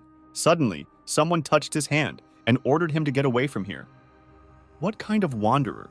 Could it be the one who made those bursts of energy yesterday? It didn't take even a second for the hero to jump out of the pit. This place is shrouded in mystery that needs to be revealed. The boy was not afraid. He acted calmly and instantly used his abilities to escape the unexpected attack. All in darkness, Peter asked this stranger who this daredevil was. An unfamiliar silhouette walked along the bottom of the crater in a hovering cloud of dust. He was also surprised by such a guest. He looked like an unremarkable man, but his scar was very easy to remember. In fact, the man was surprised that he survived here. But Peter is not a weakling, just a moment, and he put his hand to the enemy's neck. The stranger was amazed at such a reaction. Afterwards, he noticed potential in him that definitely needed to be developed. This man with the scar was too strange. Finally, the hero asked him to let go of his hand and finally tell him who he was and why the hell he was here. Scar listened to him, raising his hands. He said that so be it, she would present herself to him. He stood up, put his left hand to his heart and introduced himself. His name was Quint. This hero knows how to surprise. Just as suddenly as he appeared here, he says that he has rank 3 abilities. Immediately after this, a powerful blow followed from the guy whose fist was charged with incredible strength and power. It was clear from his face that he was not very happy about such an attack from his guest. As soon as his fist came close to his face, the enemy dissipated into atoms, and again our teleporter slipped out of our hands. The strong impact was followed by a large stream of particles. This ability is great. One moment and particles began to gather into our stranger, as it turned out. With his words, he was trying to provoke his guest. Here the man with the scar does not have evil intentions, and Peter does not need to rush at him. His target here is the crystalline core in the middle of the crater, but what's so special about it? This is exactly what the guy decided to ask, who is still perplexed by what is happening here. In fact, Quint thought that he knew what kind of crystal was here. It was there for a reason. Still, he understood that Peter had recently acquired his special skills. He had nothing to answer to this. Silence reigned in the forest. Only the warm breeze straightened his hair. He compared this crystal to a strength enhancer in computer games. The man with the scar surprises. As ability holders, they must increase their rank, which is precisely the reason why they kill zombies and absorb their cores. But in this way, only the 4th stage of ability development can be achieved, says Quint. Then he gave away part of the crystalline core, which Peter looked at for a long time and could not look away. Then he began to wonder why he gave it to him, as if for a reason. What did he need? And you are smart, that's right. In the future I will need help from you, but for now it's better for you to increase your rank, said Quint. And finally, while his body was splitting into particles, he said that deities still exist in this world, and they are real. Then he disappeared, followed by a giant crystal, which crumbled into many particles and disappeared. The last phrase of the wanderer with the scar greatly struck the hero. He was puzzled. What kind of deities? What is he talking about? What is he raving about? Peter asks questions. Now he was again left completely alone with this crater and the whistling wind. Until now, he could not move away from his words. He looked at the ground and tried to imagine those gods who were spoken about more than once. He's completely crazy. What's in these bastards' heads? What kind of deities are there exactly in our world? Puzzled Peter asks himself. Almost the same thing was said by that scoundrel who called himself, and those who awakened their abilities a new milestone for humanity, the pinnacle of evolution. So if these were gods, then the end of the world was somehow connected with them. This meeting gave rise to even more questions. After much thought, blue energy began to ooze under his feet. Perhaps an enemy attack or a new ability. This radiance intensified, as if thousands of spotlights were burning in front of him, blinding him in the eyes. There were thunderclaps all around. An incredible burst of energy appeared out of nowhere. A strange ball appeared before his eyes, a clot of power that emitted too much light, like ball lightning. A strange crystal was floating in the sky. It couldn't be if it came from the core that Quint took. Again, something unfamiliar to Peter. He can't even imagine why this ball appeared here. This crystal chose our hero, since it flew towards him almost with lightning speed as soon as it came across him. The pebble went straight into the boy's chest with a whistle. He didn't even dare to expect that this would happen to him. After that, he was all aflame. Power, strength, and energy overwhelmed him. Could it be that he himself would soon become a deity? Then he flew up. A large whirlwind appeared around him. The earth swirled in a dance with other debris. Help came for the hero. Lena and Carl rushed to visit their arrogant brother. Maybe they could work miracles. As soon as they arrived here, everything was shrouded in mystery. A strange fog appeared out of nowhere and interfered with their search. According to Brother Carl, the weather should be sunny, but where the fog came from remained a mystery. The sister is here not only for the search, she also needs to knock on the impudent Peter. But apparently here he is. The heroine immediately noticed him and drew attention to him. Here is a brilliant smile that just wants to pierce this wanderer's skull with this club. The first blow to this man followed. How would he react to this? Well, this is not Peter at all. but a vile dead man who has already devoured the girl with his gaze. She was very scared and did not expect that this silhouette would turn out to be another monster. She didn't even think. She used her abilities and tied him with a vine so that he wouldn't dare move again. Now she's not so scared. The enemy has been neutralized. What a great fellow Arlena is. Finally, Brother Carl came up and tapped the cutie on the shoulder. The tearful heroine continued to shake with fear. That blow to the shoulder was painful for her. Carl asked her not to be so loud. Then a strange silhouette appeared in the fog, which she immediately noticed. She asked Carl about the wanderer who wanders around like a ghost. Is it him? Lena asks. Carl was already beginning to lose hope that the girl would finally stop talking nonsense, saying that there couldn't be ghosts here. But the silhouette with a blue aura was approaching them. He didn't even take a step to the side, just in their direction. Bella became even more scared. She already realized that she would be waiting. They needed to run, but her brother stood his ground. But this aura continued to approach. It did not respond to screams, but did not stop moving. In that fog, suddenly the silhouette began to blur, like an oil painting in the rain. Lena tried with all her might to shout to her brother, but he had nothing to answer. As soon as the silhouette disappeared into the ground nearby, a large beam struck, as if many peals of thunder were hitting one place. The heroine could no longer find an answer to anything. She hoped that Brother Carl knew the reason and asked him about it. You can understand him. He himself doesn't know a lot about this world. But here there are giant explosions that you can get closer to. Finally, he told her to return home, and he would check this explosion himself. But Lena did not want to go anywhere. Carl told her that she obeyed him, but the capricious girl did not want to tolerate this at all. It's immediately clear from her face that she won't sit still here. It's not for nothing that she began to use her abilities. As expected, she used her skills to manipulate the roots of the tree. She then straddled the roots of the tree and asked Carl to slow down. The boy immediately noticed something was wrong when he realized that Lena was chasing him towards the explosion. So they arrived in time. The heroine also spectacularly arrived at the place. Only the landing was not at all soft. Still, he asked her to go back, but she disobeyed and followed. She had a reason for this after all. It's dangerous here. The more people, the better. Only they didn't have time.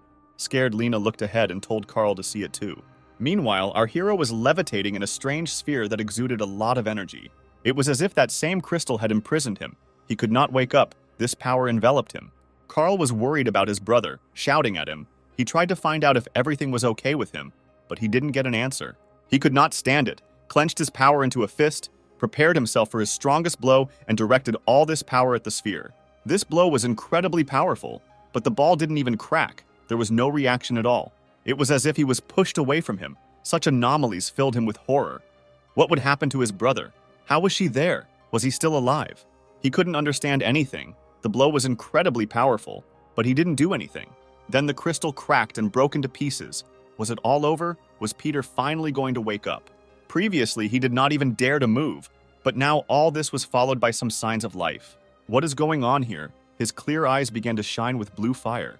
There were more and more mysteries. The giant ball began to dissipate, the energy began to fade, and the zombie killer finally rose to his feet. During this time, something incredibly strange happened. The same power flowed from him as from the crystal, and his gaze, there was nothing even to say. Only now our boy was already at home. After these events, he lost consciousness and woke up here. Apparently, he was dragged by Carl and Bella, who brought him to a house where it was safer. So he woke up. His gaze was as clear as before. Not what it was after all the spheres. The sister immediately noticed how Peter opened his eyes and was clearly very happy about it. It turns out that our hero lay in bed for a whole day, scaring everyone to death. They scolded him for going so far when he had not recovered. He wanted with all his might to find out what happened then, how he ended up here. There were so many questions and no answers. The sister answered him that they should ask him how he ended up being absorbed by the blue light and how he got into this giant ball. And again, this radiance in his eyes, he didn't understand anything anyway. And here is such news. As soon as he looked at Lena, he learned literally everything about her, all her abilities, stage of development, and what power she has, even how much she needs before the next stage. He was puzzled by the fact that, looking at his loved ones, he saw strange flags with their abilities. He decided to touch them and find out what was going on here, why he sees all their strengths. As soon as he looked at Mother Anna, he saw her skills, her age, how many crystal cores were needed before the new stage. He saw the same thing on his brother. It was clear from them that he did not understand his behavior. If we believe the information from his eyes, then higher stages require high-rank cores, but if not, then nothing is known. Even if he has a crystal core now, he cannot use it at the moment.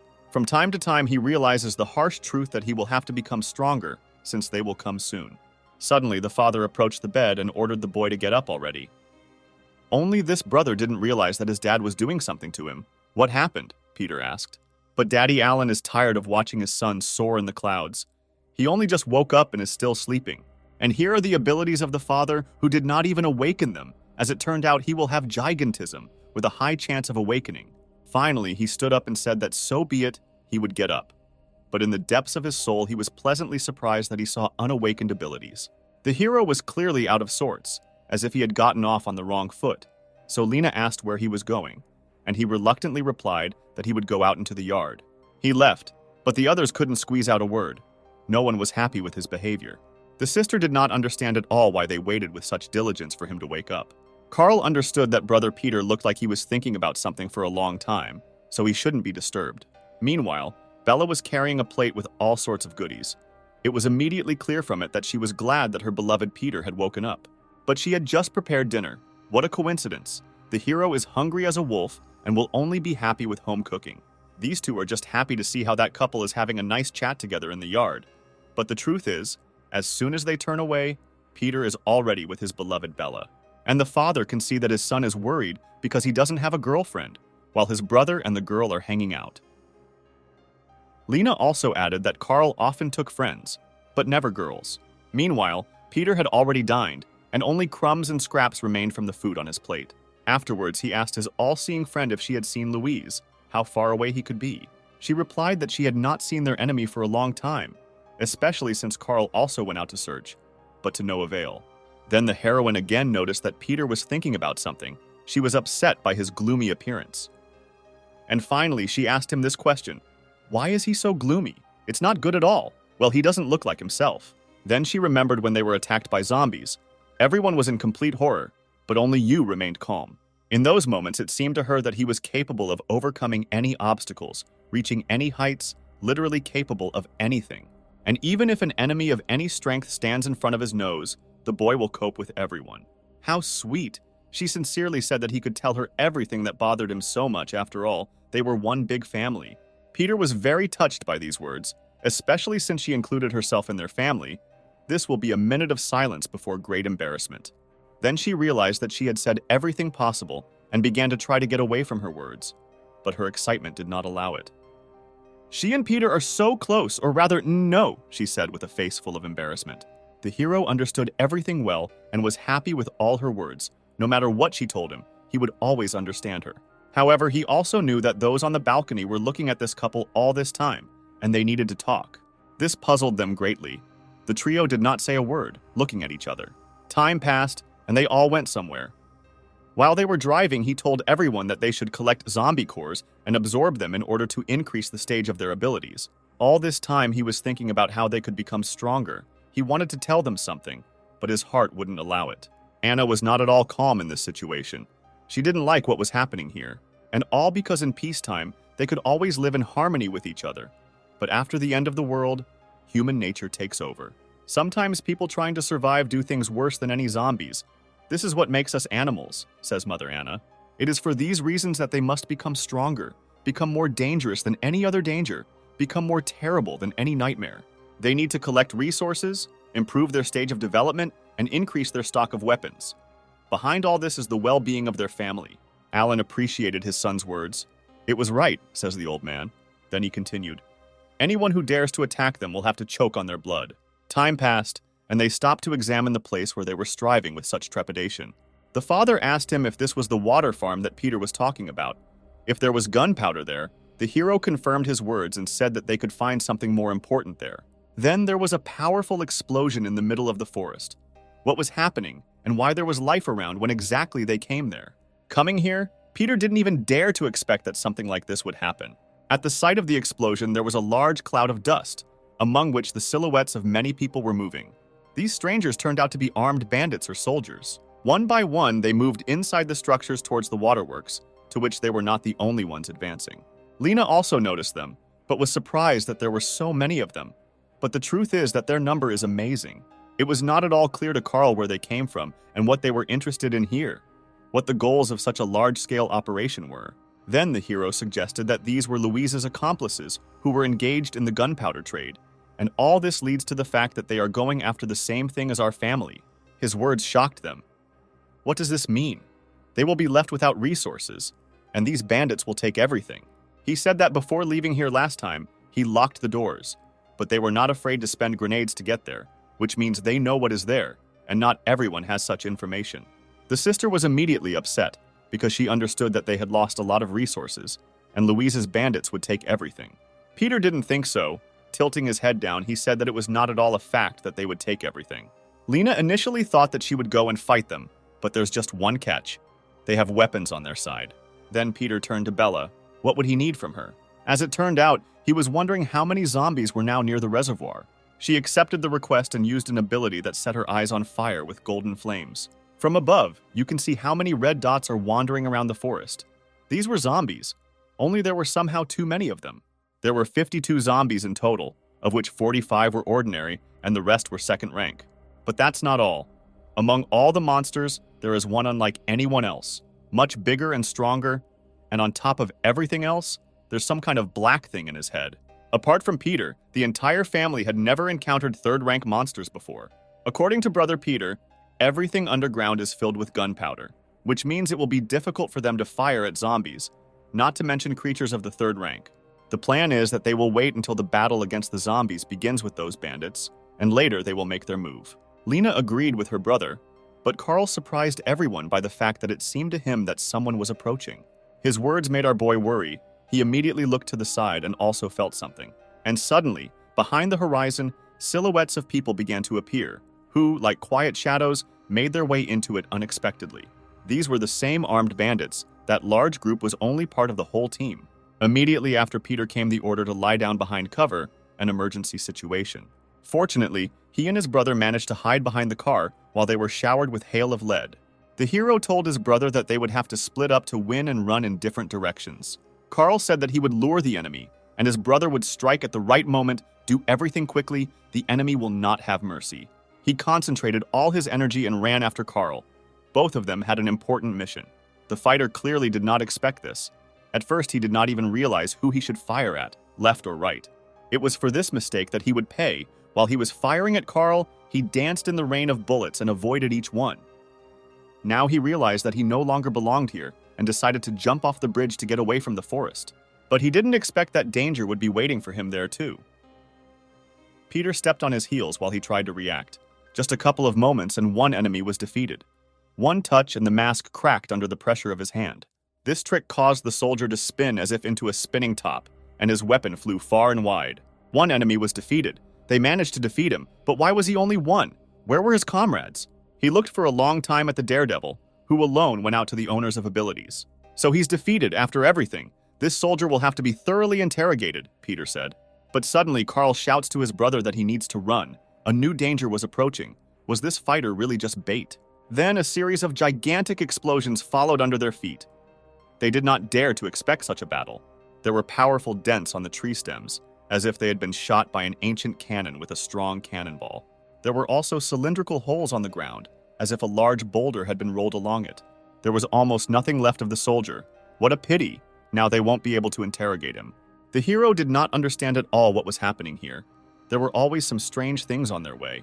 But the cause of those explosions, dents in trees and holes in the ground, was this harmless ball. Carl said that this is part of the ability, and you need to be careful with them. Then, a strange whistle appeared in the forest again.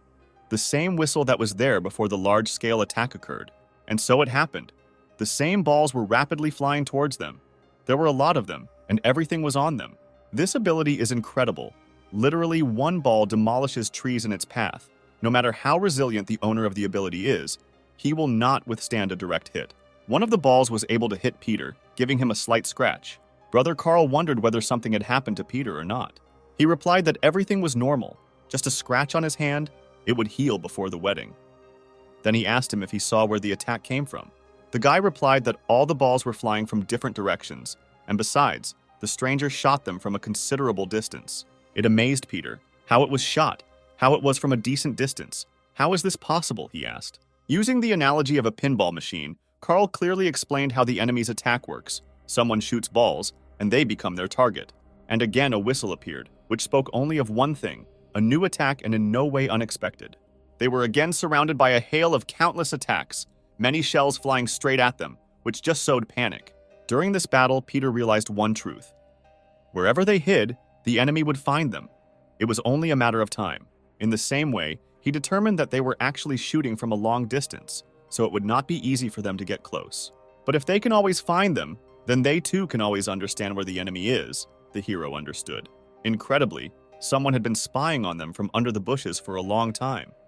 This silhouette would now be difficult not to notice. As it turned out, it was an ordinary zombie, which could certainly provide information to its owners. Not even a second had passed before the bloodthirsty monster was defeated by the hands of a zombie killer.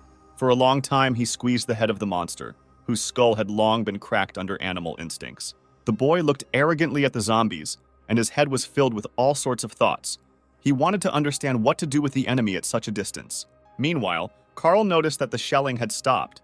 It cannot be that this particular zombie is the owner of the zombie, so the danger still exists. You need to be on alert. He realized that he might be right, since the real enemy could use this zombie for surveillance. The brother suggested that there could be two enemies, but in reality there could be more. Suddenly, from the side of the road, we hear the cry of Sister Lena, who called her brothers to come back quickly.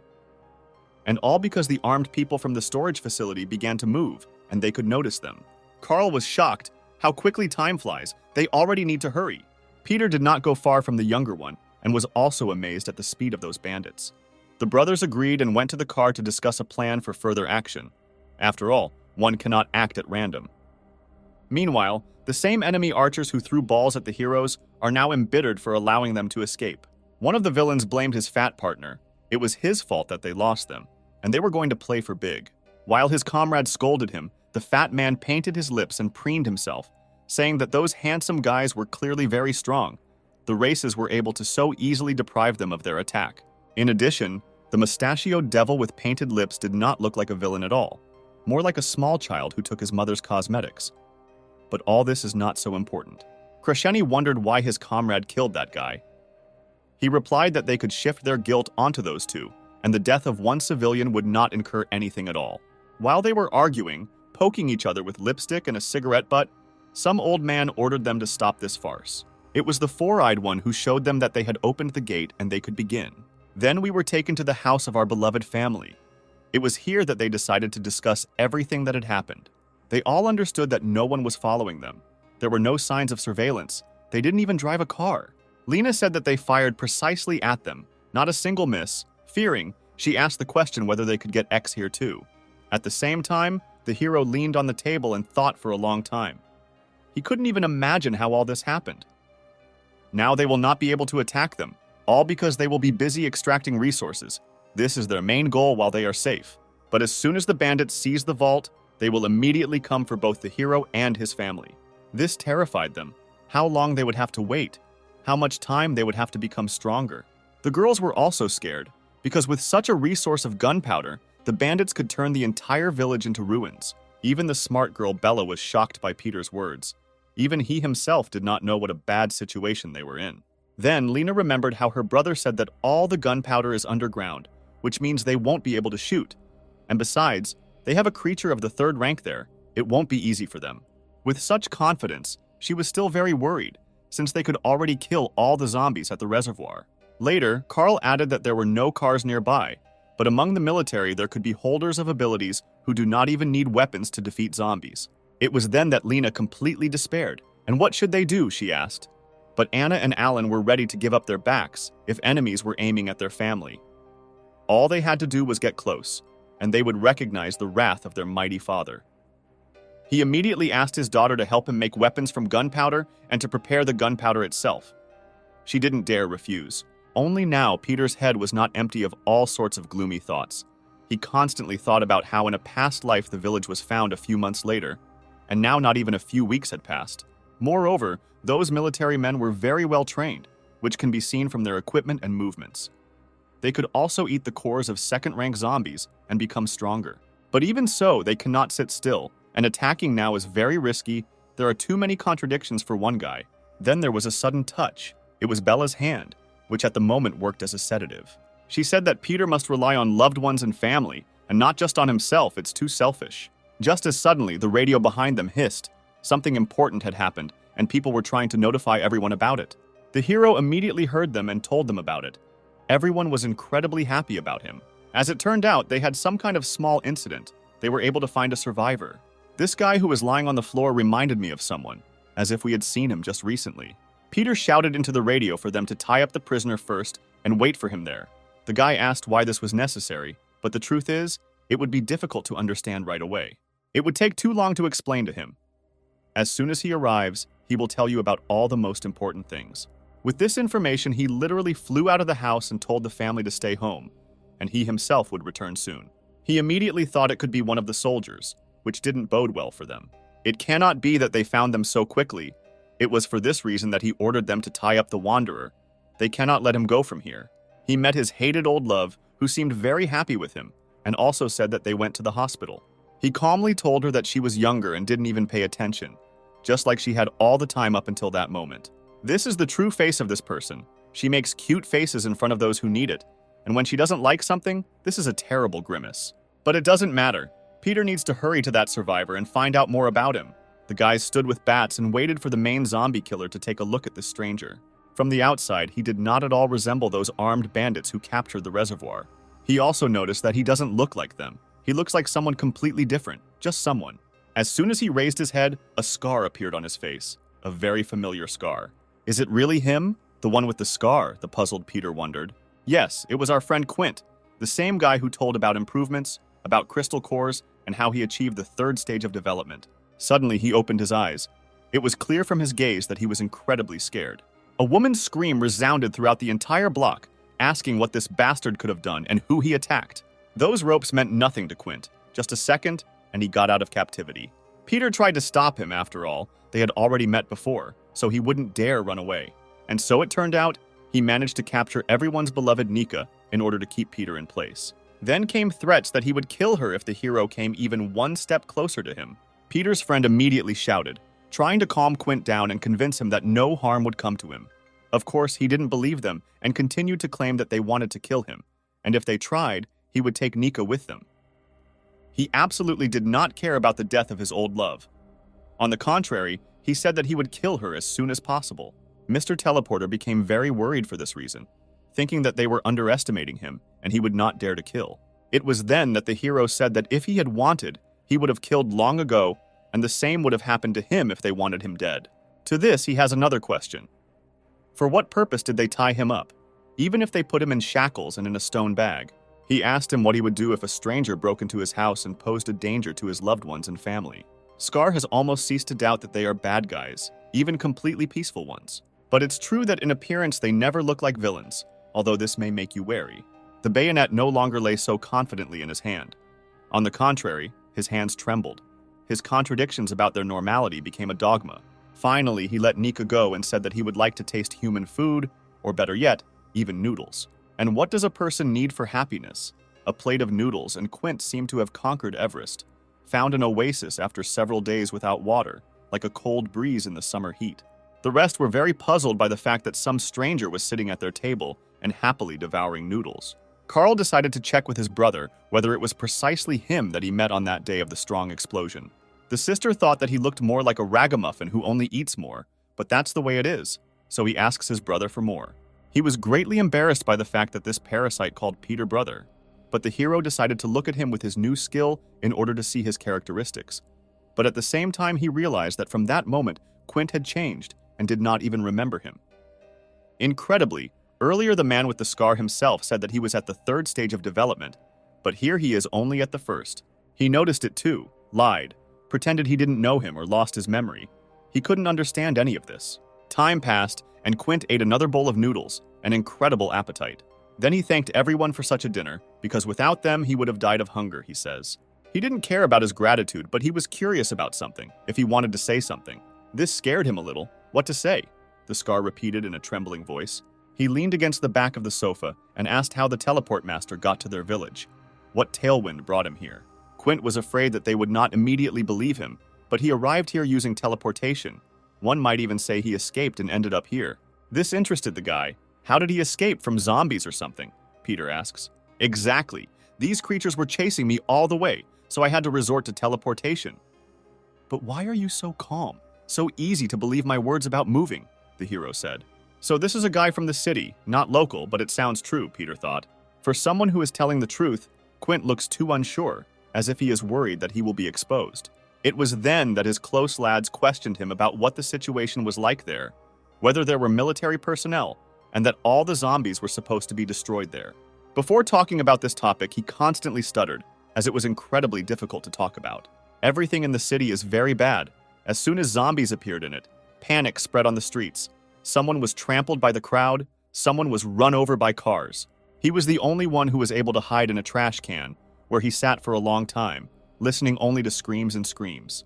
The hope still lived in his head that they would come to him, take him out of here and save him. But during all this time, the whole city was filled with zombies. The police failed to cope. Many officers themselves became victims of the virus. Many people tried to defend themselves and repel the bloodthirsty creatures, but died as heroes who fought for themselves and their loved ones. There were also those who committed suicide on their own, without even starting to fight for their own future. All these details were not so interesting to Brother Peter. It was better to be brief and to the point. Quint agreed with him. As a result, his nerves were already giving in. Living on was something like a jackpot, as if for this he had to go through many lives. But he handed the hero a phone with a message that if someone wants to be saved, then he must hunt zombies and eat their crystalline cores. This message also included the fact that everyone who receives abilities will become the chosen ones of God. This again amazed the hero. In addition, he received this message only 2 days after the end of the world. When they managed to find out about it, is it really not the first time that someone, like the hero, has been in such a situation? Peter thought. It couldn't be said that Carl was happy about this, but he understood that the city already knew about the zombie cores. This surprised Quint. In such a wilderness, people really also know a lot about this information. Sister Lena decided to boast about the fact that they had all already eaten 3 pieces. It was like lightning struck him. How did they eat it? He asks. Do you really have abilities? That's it. He considers them lucky, since they are very rare. If only his people from the detachment were as lucky, says the Scar. Carl did not listen to what kind of detachment he had there, and whether he posed any danger to them. On the 3rd day of his survival, Quint decided to join a detachment that at that time numbered 100 people. In addition to dealing with supplies, they often went out to hunt for crystals. You know for what purpose. After 5 days of hunting, they collected the same number of small stones, and then the strongest decided to be the first to try them. Only among all the 5, only the commander survived, the rest became dead, and he buried them with his ability. The commander then led them to fight other groups for supplies, which is when he encountered another ability holder in battle, and a group battle ensued. As the battle grew fiercer, more people had to awaken their abilities, and so Quintus awakened his. Those who were not so lucky became zombies and were killed. Those who received abilities constantly fought. Thus life became more and more terrible every day. Then the man with the scar got tired of being here and he ran away from there. The zombies chased him for a long time, but his ability was his salvation. Carl was puzzled by his words, because he understood that people with abilities were fighting each other for supplies. And his sister added that after hearing what she had heard, she wanted to stay in the village. It was calmer here. That's right, said the impudent Quint, rocking on his chair. It's quiet and calm here, and the zombies don't bother you. And there is food, which is the most important thing. So be it, he says. I'm staying here. The others were not at all happy about such a tenant. Then the desperate hero looked down and said that it was not so calm here either. Here he became a little upset and began to worry that it was not so calm here. At the same moment, Peter answered him, Lately they have not been calm here, so you will have conditions. You must help us. Meanwhile, Bella was doing business in the yard and asked if they were done asking the man. That's right, the hero answered, and added that Quint will stay here for a short time and will help in any way he can. He scratched the back of his head, thanked everyone for lunch, and introduced himself. Hello, my name is Quint. Everyone smiled at him and greeted the new tenant in unison. My name is Bella, and I am the eldest here, Alan. I am Anna, the wife of the eldest. He bowed in front of everyone and thanked again. Thank you, Sister Bella, Mrs. Anna and Uncle Alan. The heroine and the eldest were very surprised at how he called everyone here, but everyone received a new nickname. It was then that his sister Lena egged him on, who was surprised that a man in his 30s would call someone who was not much older than 20 that name. He was shocked. I mean, he's over 30. How is this possible? Our hero with the scar asks them all, he just turned 18, he says. Everyone suddenly fell silent. But the truth is, how can he be 18?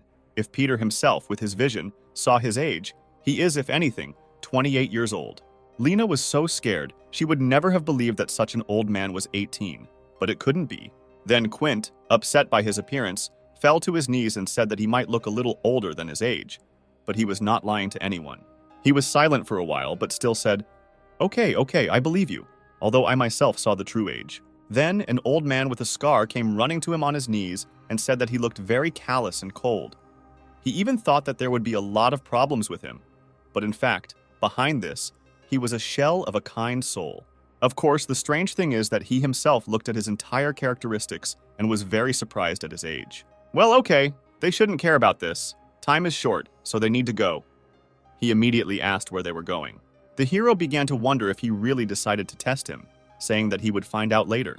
He judged it entirely by his behavior, and therefore there were only two outcomes. Either something really happened to him, or he was faking it too well. Suddenly, the hero was stopped by his beloved Bella, who was very impatiently bringing him something wrapped in cloth. He seemed pleasantly surprised that his ladylove was bringing him a gift. There was some kind of weapon in the fabric, which she found and immediately realized that it would best suit Peter. So I brought it to you and I immediately blushed. Oh, how I blushed. I was very embarrassed when I carried it. She was clearly very worried that she might not like it, but she still offered. He simply couldn't refuse it. This beautiful blade was named after a strong swordsman. She probably thought that her hero was just as great. He, of course, thanked her and appreciated the blade. After all, it was very good. Not to say that she was happy about this. She was happy as if her second birthday had arrived, as if she had reached one end of the rainbow. After all the gifts, just one, he said that he would be back soon and to call him in case of danger. Time passed. The hero and the man with the scar walked silently towards the same place, and Quint suddenly asked about it. Peter answered him that he himself must find out this place. They are going to find a crystalline core near the mountains. He was shocked by this, why it was so far away but there was no way by car, asks the puzzled Quint. The hero does not need anything if Mr. Teleport is always at hand, who will take them there himself. As it turned out, he had never tried to move someone else besides himself. Well, for the young man it was a great opportunity to try. He tapped me on the shoulder and said, "Let's go." He could no longer refuse him, and said that he would do it since he was so confident in him. Just a second, they crumbled into many particles and disappeared from the village. After moving, they ended up on the roof of one of the high-rise buildings, which can be counted on one hand. Peter was already standing on the roof while Quint hung in his arms. He was the only one unlucky. As soon as the effect of the ability ceased, Old Man Quint hung above a large height and began shouting to the entire village.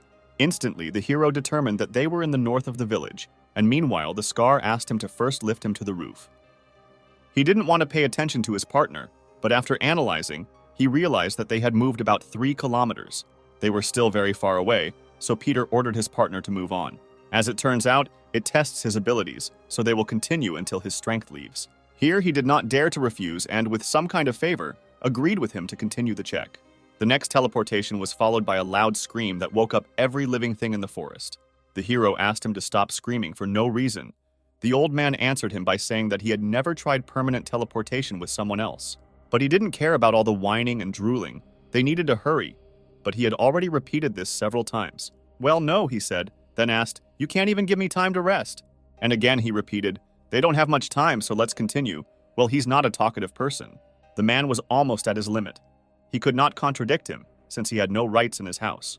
A little more time passed, and finally they came to the very place where the crystal lay.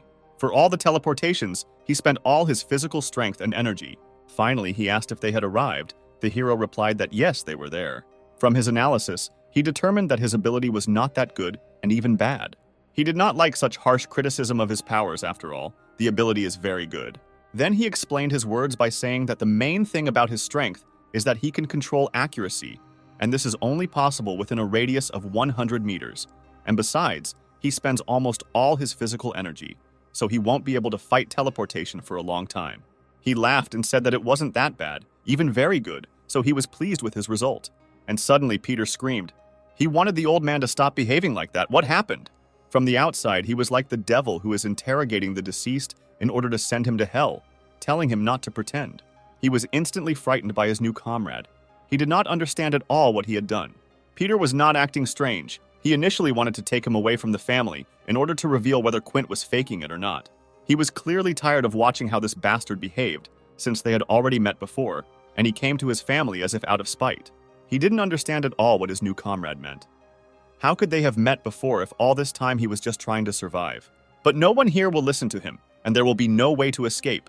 The angry hero is already striking. Amazingly, the air around was shaking with such force, it literally cut the air. But Quint was able to escape from the instant attack, continuing to not understand anything. Is he really serious about behaving this way? The Scar wonders. Somehow, he did not behave at all like a villain, like the same Quint who suddenly found himself between the hero and the crystalline core. Standing in front of him was like an ordinary person. Nothing unusual. He did not show his true strength. Who is he? What happened to him? Or maybe someone did this to him, Peter asks himself.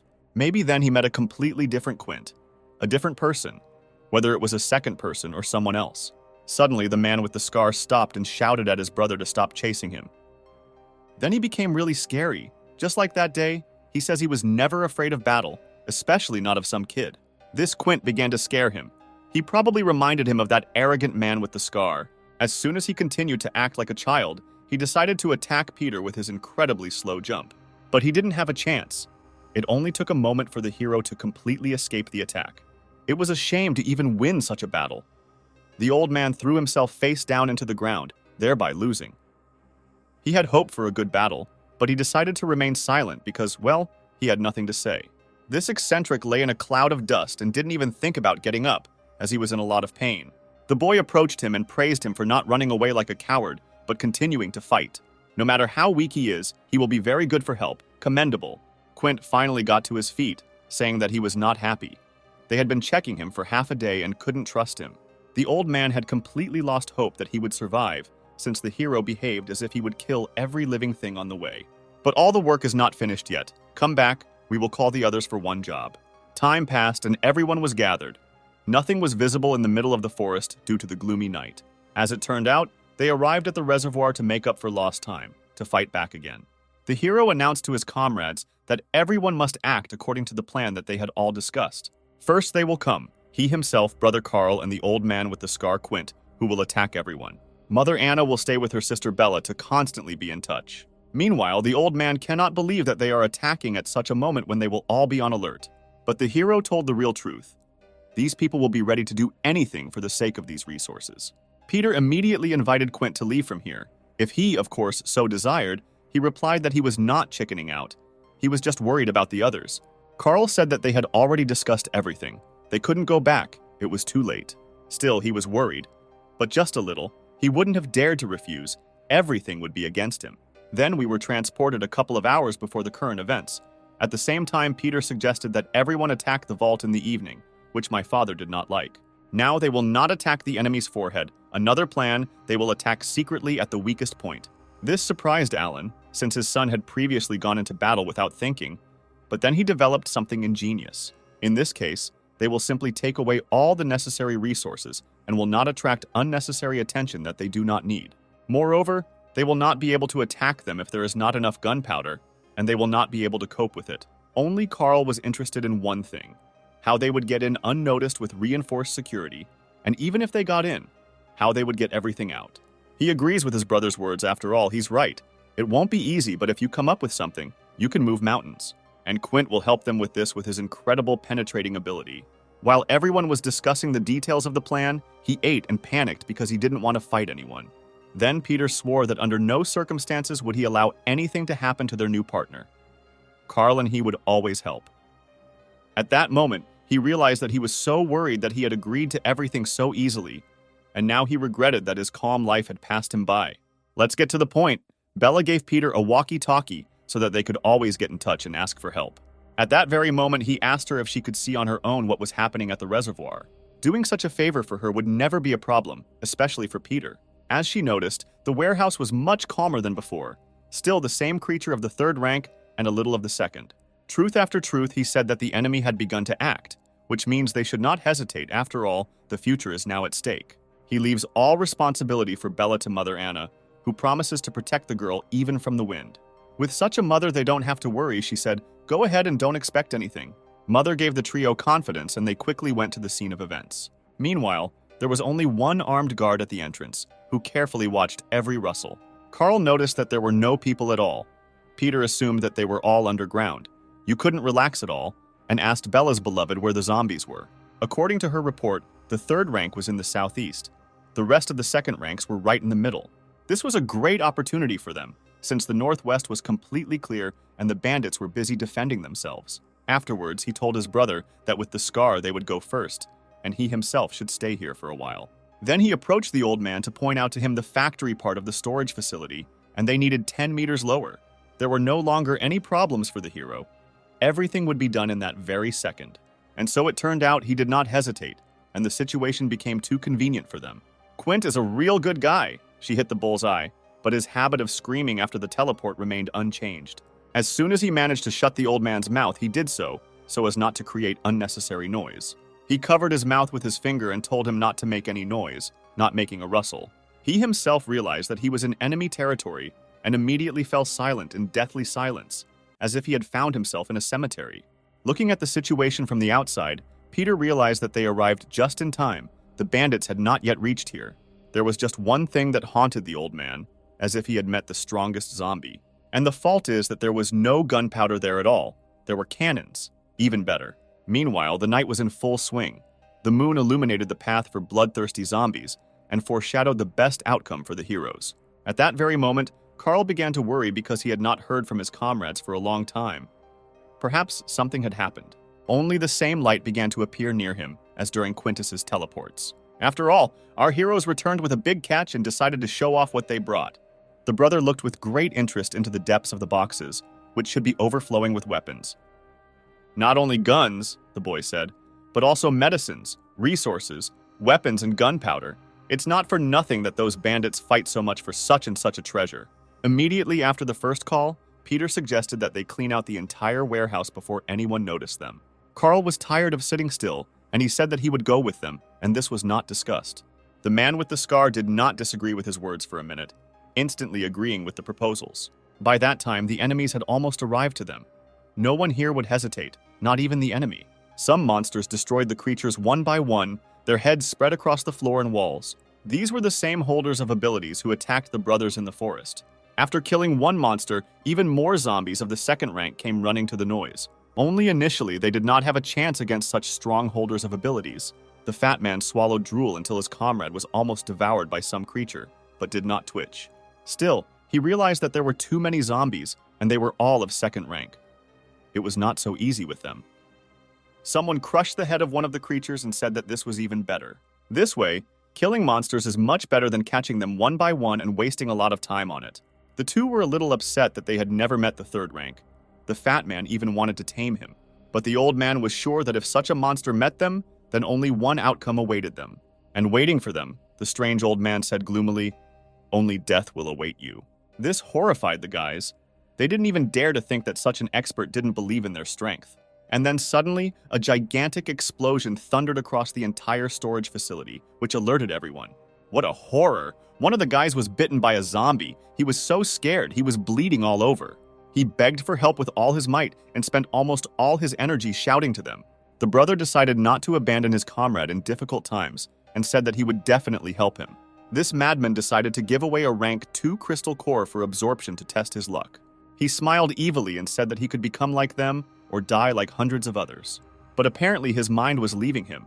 There was no life in him, and they didn't wait for an answer. Apparently everything was over with him. He didn't understand why this guy was afraid, why he wasn't eating this crystal. You can become the chosen one of God himself, become godlike, ascend to heaven, why don't you eat? Asks the madman. Only before he had time to adjust his almost dead comrade in his own way, a bullet flew in front of his temple. This bullet was completely aimed at that guy. Someone decided not to give him a chance to escape. This guy fired his bullet to stop the horror that this mutated freak with balls had created. The man was not at all happy with these words. He asked to repeat the words that this daredevil said. He pointed the gun and asked if he really wanted to hear these words again. Later he said, "So listen, get out of here, you mutated freak." The man was furious. It was clear from him that he was ready to kill him and directly told him about it. The old man ordered them to stop. Would he really allow some soldier to humiliate his comrades? And the reason is clear. Cooperation is important for everyone here. No one will work for nothing. And finally, he asked the blonde if he knew what the most important value in being a leader is. And the point is that you can always cut off branches that have not grown the way the leader needed, hinting at them. The old man approached the employee and asked him to give an order to his people so that they would follow the shots. The smell of sulfur had already appeared. The commander did not break down in front of him. Among that strange trio, he treated the old man better than anyone. Then came orders for the soldiers to take knives and shoot only when ordered. Enough time has passed that the warehouse is empty of most supplies. Peter was clearly glad that they were able to take all this, and added that with this, they could arm the whole family to the teeth. Carl was much more shocked that they had taken away so many useful things so easily and smoothly. It would not leave them behind for a long time. He touched Quint and asked if everything was okay with him, if they could continue to move. Everything was fine, but it was a little tiring to carry so much stuff at once, so I ran out of strength.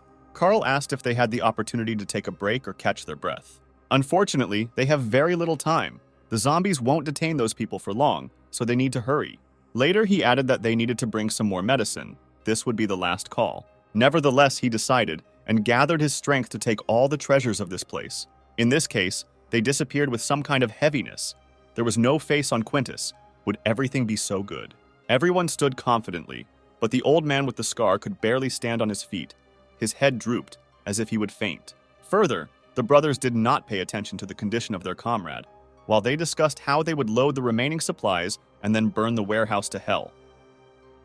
Quint found it harder to keep on his feet, but not this. Everything led exactly to one thing. His powers were not endless, and he, of course, fell with a roar. The boys heard a rumble behind them, their last key to salvation falling before their eyes. Carl realized that the old man fell from fatigue. He already had no strength, and then they became greedy. They realized that their partner could not yet use his abilities so often, but for now, they needed to take him to a safe place. The main danger was approaching them. At the entrance, one could see the silhouettes of a crowd of people heading here. In front was the very trio that should be the most dangerous among all the military. The guys managed to notice the uninvited guests who arrived at the most inconvenient moment. These people explored with great interest the surroundings of the gigantic warehouse, which was filled to the brim with supplies. The guy couldn't understand why they didn't come here right away, why they didn't come to this warehouse. Meanwhile, the old man reminded them of the deal and its conditions, that they had to take their medicine and food.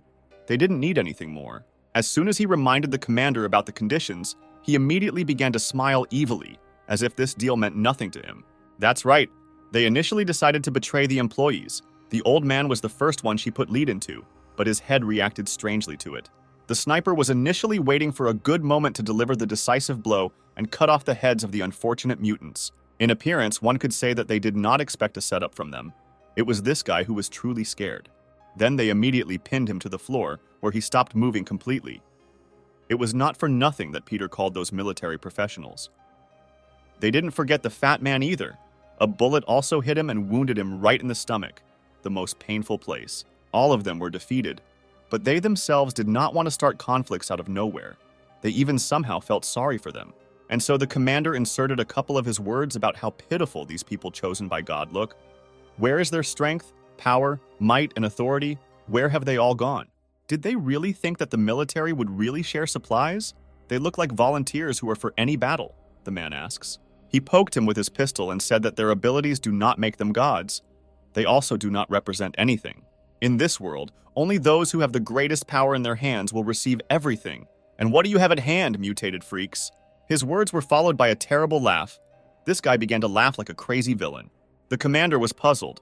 He did not understand what was funny about his story, why he was in such a situation and laughing at his words. What was wrong? Where he miscalculated. But he miscalculated when he lived in the last century. Now it's like the end of the world, unless he forgot, of course. And in such times, no power has weight. It means nothing. The world is now ruled by power, incredible power, the strongest, the most powerful. People will walk under it. And after these words, an old man appeared behind the commander, who seemed to have risen from the dead.